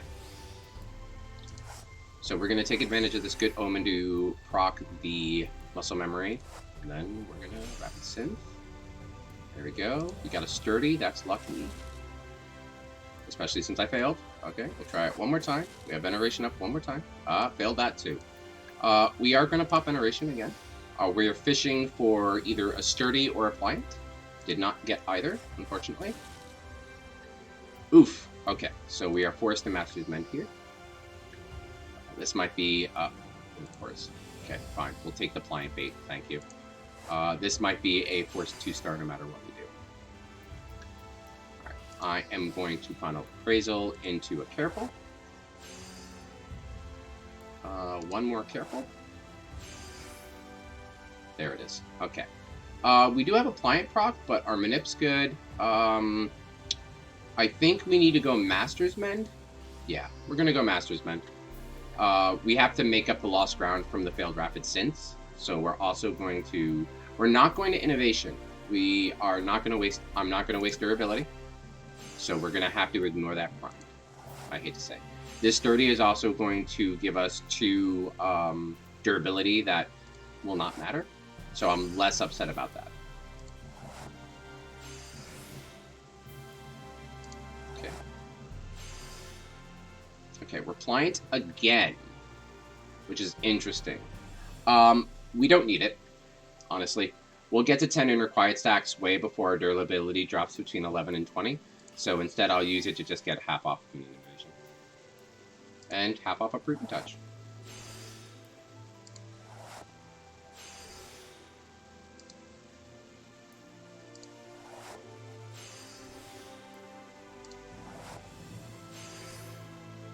Okay, we have a good omen coming up, so I'm going to innovate. And we'll Precise Touch here. That'll drop us between our Breakpoint durability. And then, like always, we can Train Finesse our way to victory. Actually, because we have this, we can actually Prudent Touch again. Because that'll still drop us between the Breakpoint. Just like that. We do have a good omen coming up. So I will innovate and see where that lands us. 4,000 out of 6k. So I will... Good question. Want to make sure I don't mess up my math this time. 32 plus 32 is 64, plus 24 is 88. So we need 88 CP to do this? Yeah, we can do that. Okay. So we'll Train Finesse. Great Strides. Fire Guts. There we go. Look at that. Oh, and our Spirit Bond ended. Cool. We're going to take a small break and get that Spirit Bond stuff.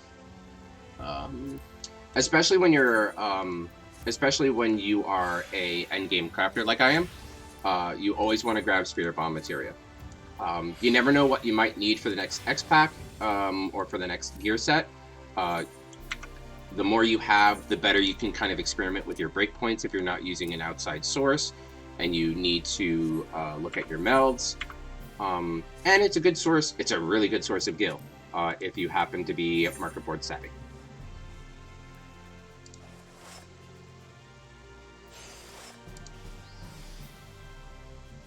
Okay, the sturdy proc saved, that's good. Good luck there. Bad luck there. Ooh, that's a 1 out of 50. 1 out of 25.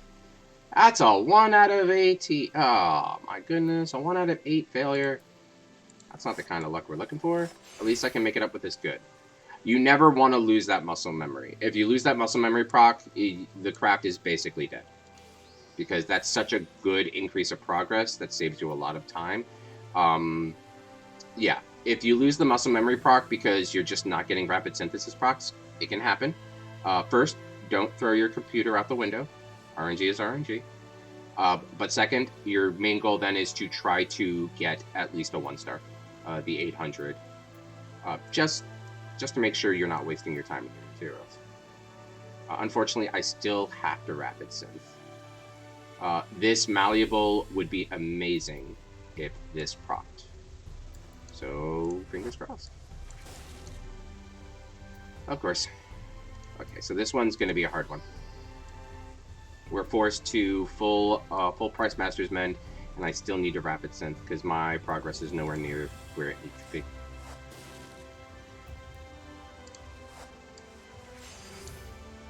There we go. We have a good omen coming up, so I'm going to Venerate, and I'm going to Intensive. We have to, I have to salvage this craft somehow. I'm going to Prudent, because that'll leave me at 5, and hopefully fish for a good proc. Nope, didn't get there. Of course. 2 full price Master Mems. Master Mends before even 1 Prudent touch is pretty brutal. Can I complete the craft with what I have? 8? I cannot. Gross. I have to Prudent. There we go. Okay. Now we can start Prudent touching. With half my CP gone, starting a Prudent touch here is pretty icky. The good omen helps.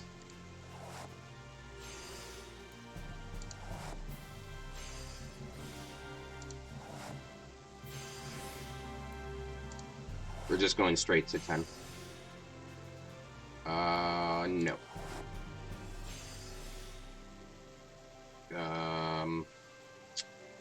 Damn. This one hurts. This particular crap hurts. My gosh. Oh my gosh. I'm already at 104. We don't need the 7 here, so 18, 32, 40, 50, 64, 70, 84, 9. Okay, so I can Prudent Touch. Okay. So that means I can Innovate, weave in 1 more Prudent Touch, and pray to gosh this gets me above 800.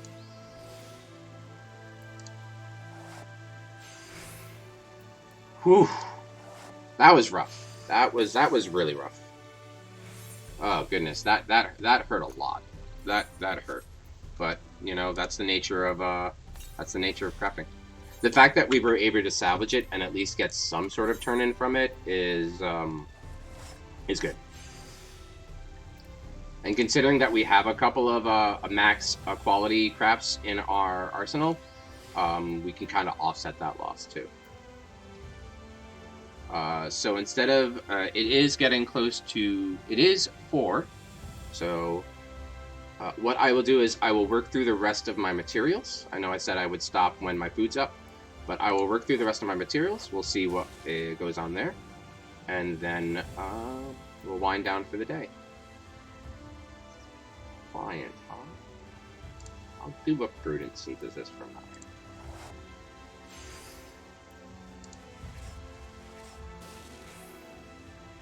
Okay, so I messed up there. With the good there and with Veneration only on 1 left, I should have re-upped my Veneration so I can Intensive Synthesis for bonus. So that is a mistake on me. That was me not really reading my buffs correctly. You always just want to make sure you're focused. It's not life or death that you mess up here or there, but it can turn even the best enjoyable parts of the game into very much a frustration fest. And that's the last thing I want anyone to feel playing this game, is frustrated. Um, and, practice what I preach. So, malleable.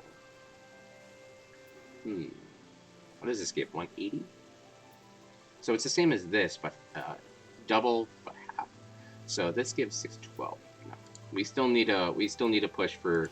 I'm trying to fish for one more rapid synth proc. Basically, is basically what I'm doing. With the veneration up, I'm okay doing a full price minute.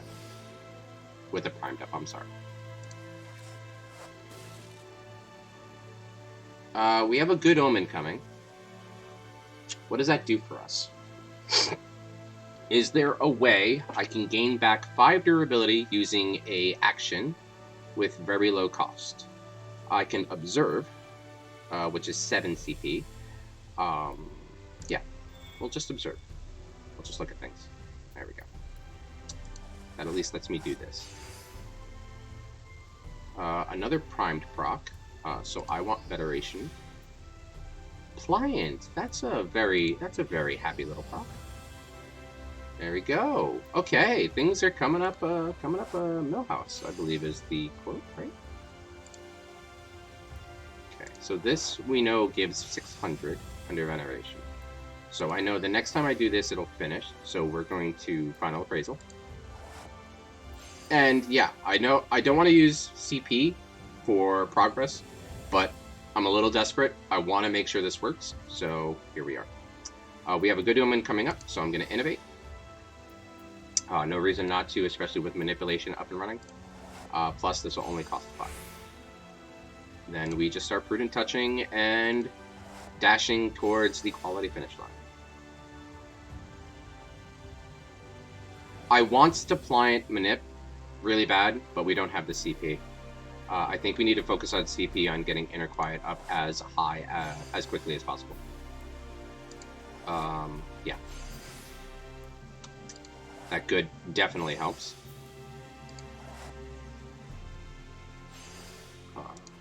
9. Can I get a sturdy? No. So this is a problem.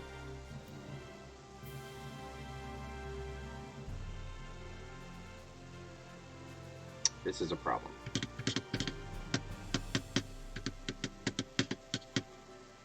Unfortunately, I have to fish for procs. I need a sturdy, or I need a sturdy. I need a sturdy, yeah. I need a sturdy or a good to get CP back so I can manip or Master's Mend. Otherwise, I'm not going to have CP to finish the craft. Oof. Okay, so we need to start fishing. We'll observe first. No. Innovate. Sturdy. Look at that. Whew. There we go. Now we're at 10 with the durability we need. This craft's going to be, this finish is going to be rough as well.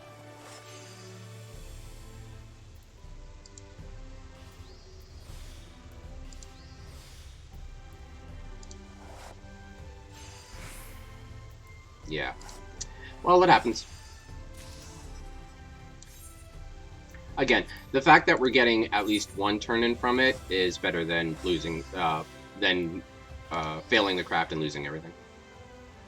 We do have a good omen coming up. So here's hoping this procs muscle memory. There we go. And we're going to get the intensive synthesis guaranteed. We have a Pliant, so we'll manip.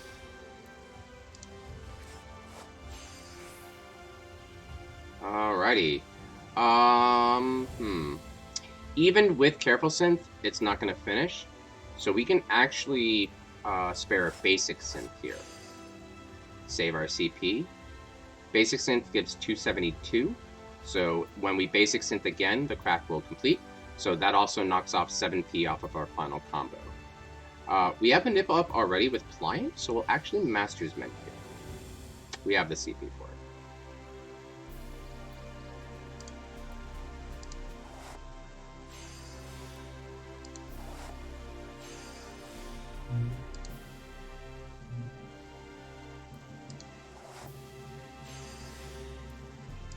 Sturdy proc's good. It goes up to 57.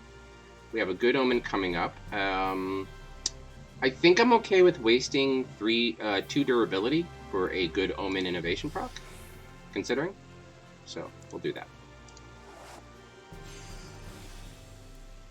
Yeah, that was good. Okay. We have another pliant. We're at the point where we can get Inner Quiet way before the durability gets to a point where we need Manipulate or Master's Mend. So I'm actually going to ignore this pliant and just get half off my Prudent Touch.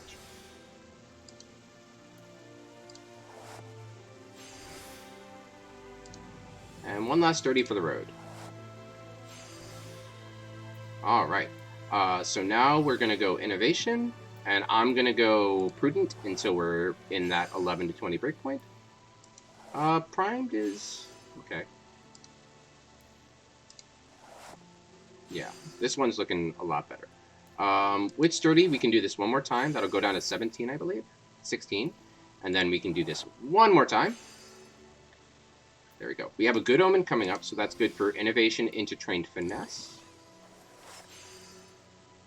Now, we're at that point where we start thinking about our full combo.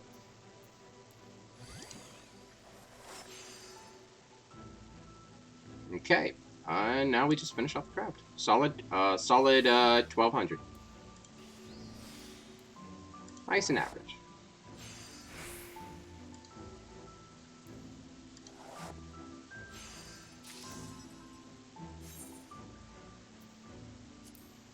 Our pots are hanging in there. Good, good, good. How are my clusters doing? I'm just checking my cluster count here on my chat box that I hide for privacy's sake. We're doing pretty good. Okay.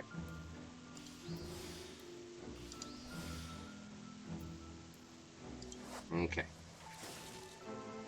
Oof. There we go. Thank you. It's always so nerve-wracking doing the rapid synth start. The problem is that it is, ironically, the most consistent start for these things, according to the lovely folks over at The Balance. And in terms of figuring out these crafts and working with some macros on my own, I agree with them personally. They've done the research. You know, they've done all the hard work so that I can kind of loosely follow their footsteps. But from an outsider's perspective, as someone who's not directly affiliated with The Balance, I can't sing their praises enough in terms of the work that gets put in by those lovely people. We're gonna innovation because we're primed. We're also going to manip. This manip's gonna wear off, but we can replace it with a longer one. So we're gonna do that. And then we have a malleable. So with the malleable, I'm gonna final appraisal to hopefully not complete the craft just in case, and we're gonna prudent. Okay. We're gonna need one more prudent. There we go. All right. That sets us up with Precise Touch. We still have Innovation up and running. Good, good.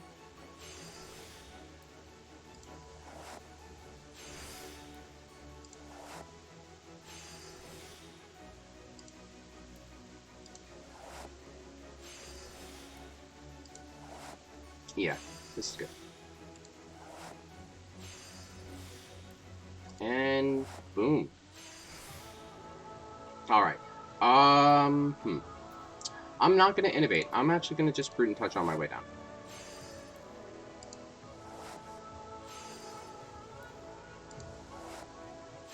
I should have innovated with that Prime. That's a thing.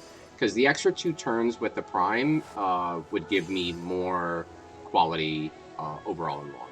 Because I'm at 18, unfortunately, I can't use that good condition for a Precise Touch. So I'm just going to get some of my CP back with Tricks of the Trade.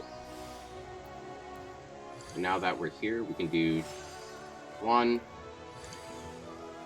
2, Break Strides, Fire Guns. There we go. Nice, solid. Our food is up. We have one more craft. Yeah, let's. I'm willing to use. I'm willing to use one more piece of food to finish this last craft before we're done with the deck.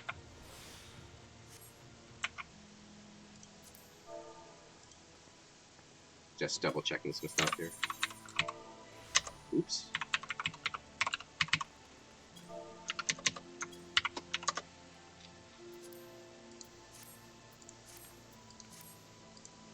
Oh, and there's the hubby. Gonna let him know he's alive.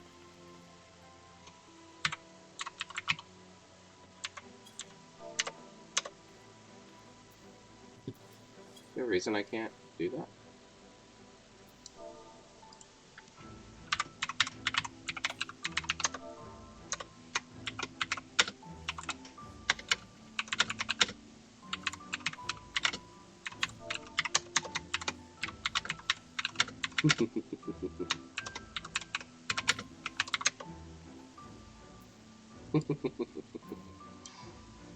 Alright, so before we get done with the day and I'll spend some time with the mister, we'll finish this last craft.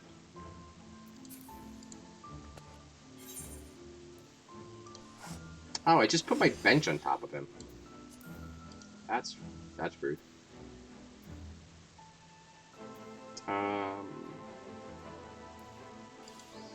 Oh, that's a pretty poor place to put the good. Oh well. Malleable's good. That'll make up for the last... No. Of course, if we fail the craft, that's another thing entirely. There we go. A good omen is coming up. So I will venerate here, even though I've got one left. Veneration into intensive synth is pretty dang neat. We have a sturdy. I can cheat in a pretty. I can cheat in a cheeky prudent. For 180. That doesn't really... Well, it does a bit. It helps us. But instead, I will sneak in a cheeky prudent touch. There we go. Sneak in one more. Hopefully this doesn't break it. Oof. Okay. We have a primed coming up, so I will pop manipulation here. We will pop another veneration, give that a chance to recharge. And then we will do prudent touches. I know we're not really there yet up here, but we have the veneration. I was waiting for this good proc so I can do that, get the durability back up, and then start prudent synthesizing.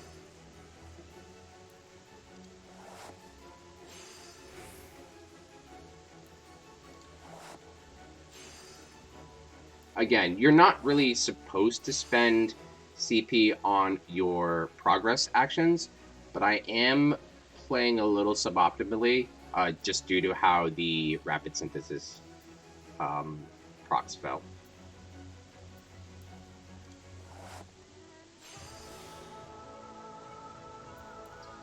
We are going to Tricks of the Trade here. I want to get that durability back up there. And free is free. Okay. Alright. Yeah, this is a rough craft for us. We're gonna Master's Mend here. It's gonna be full price, I hate to say. But that's just how it is. Luckily, we have a good proc with some durability. That's why we Master Mended. Just lets us actually capitalize on those good procs there. Okay, one more. Yeah, this is a rough one. We'll be able to do something. Unless I get a cheeky good. No. Yeah, this will be a 1. This will be an 800 plus. Yeah. It's better than nothing. There we go. Alright, so that's all that done. We are going to turn in our crafts, and we'll see what they give us for them.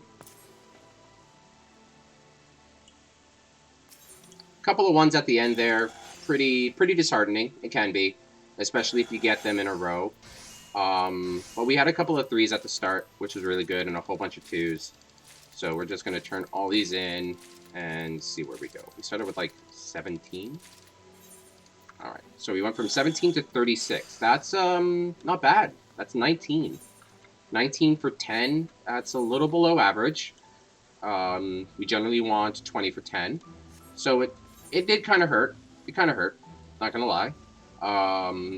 If we were to get average on the rest, we would need 12 more. 7. Math. 7 is 3, 4, 5. So we would need 17. So, no, that's not how that works. Okay, I can do this. We need 60. 60 minus 32 is 24. 24 divided by 2 is 12. Okay, there we go. So we would need 12 more of the specialized material if we were to just get 2s along the board. But we'll save this for next stream. We are running a bit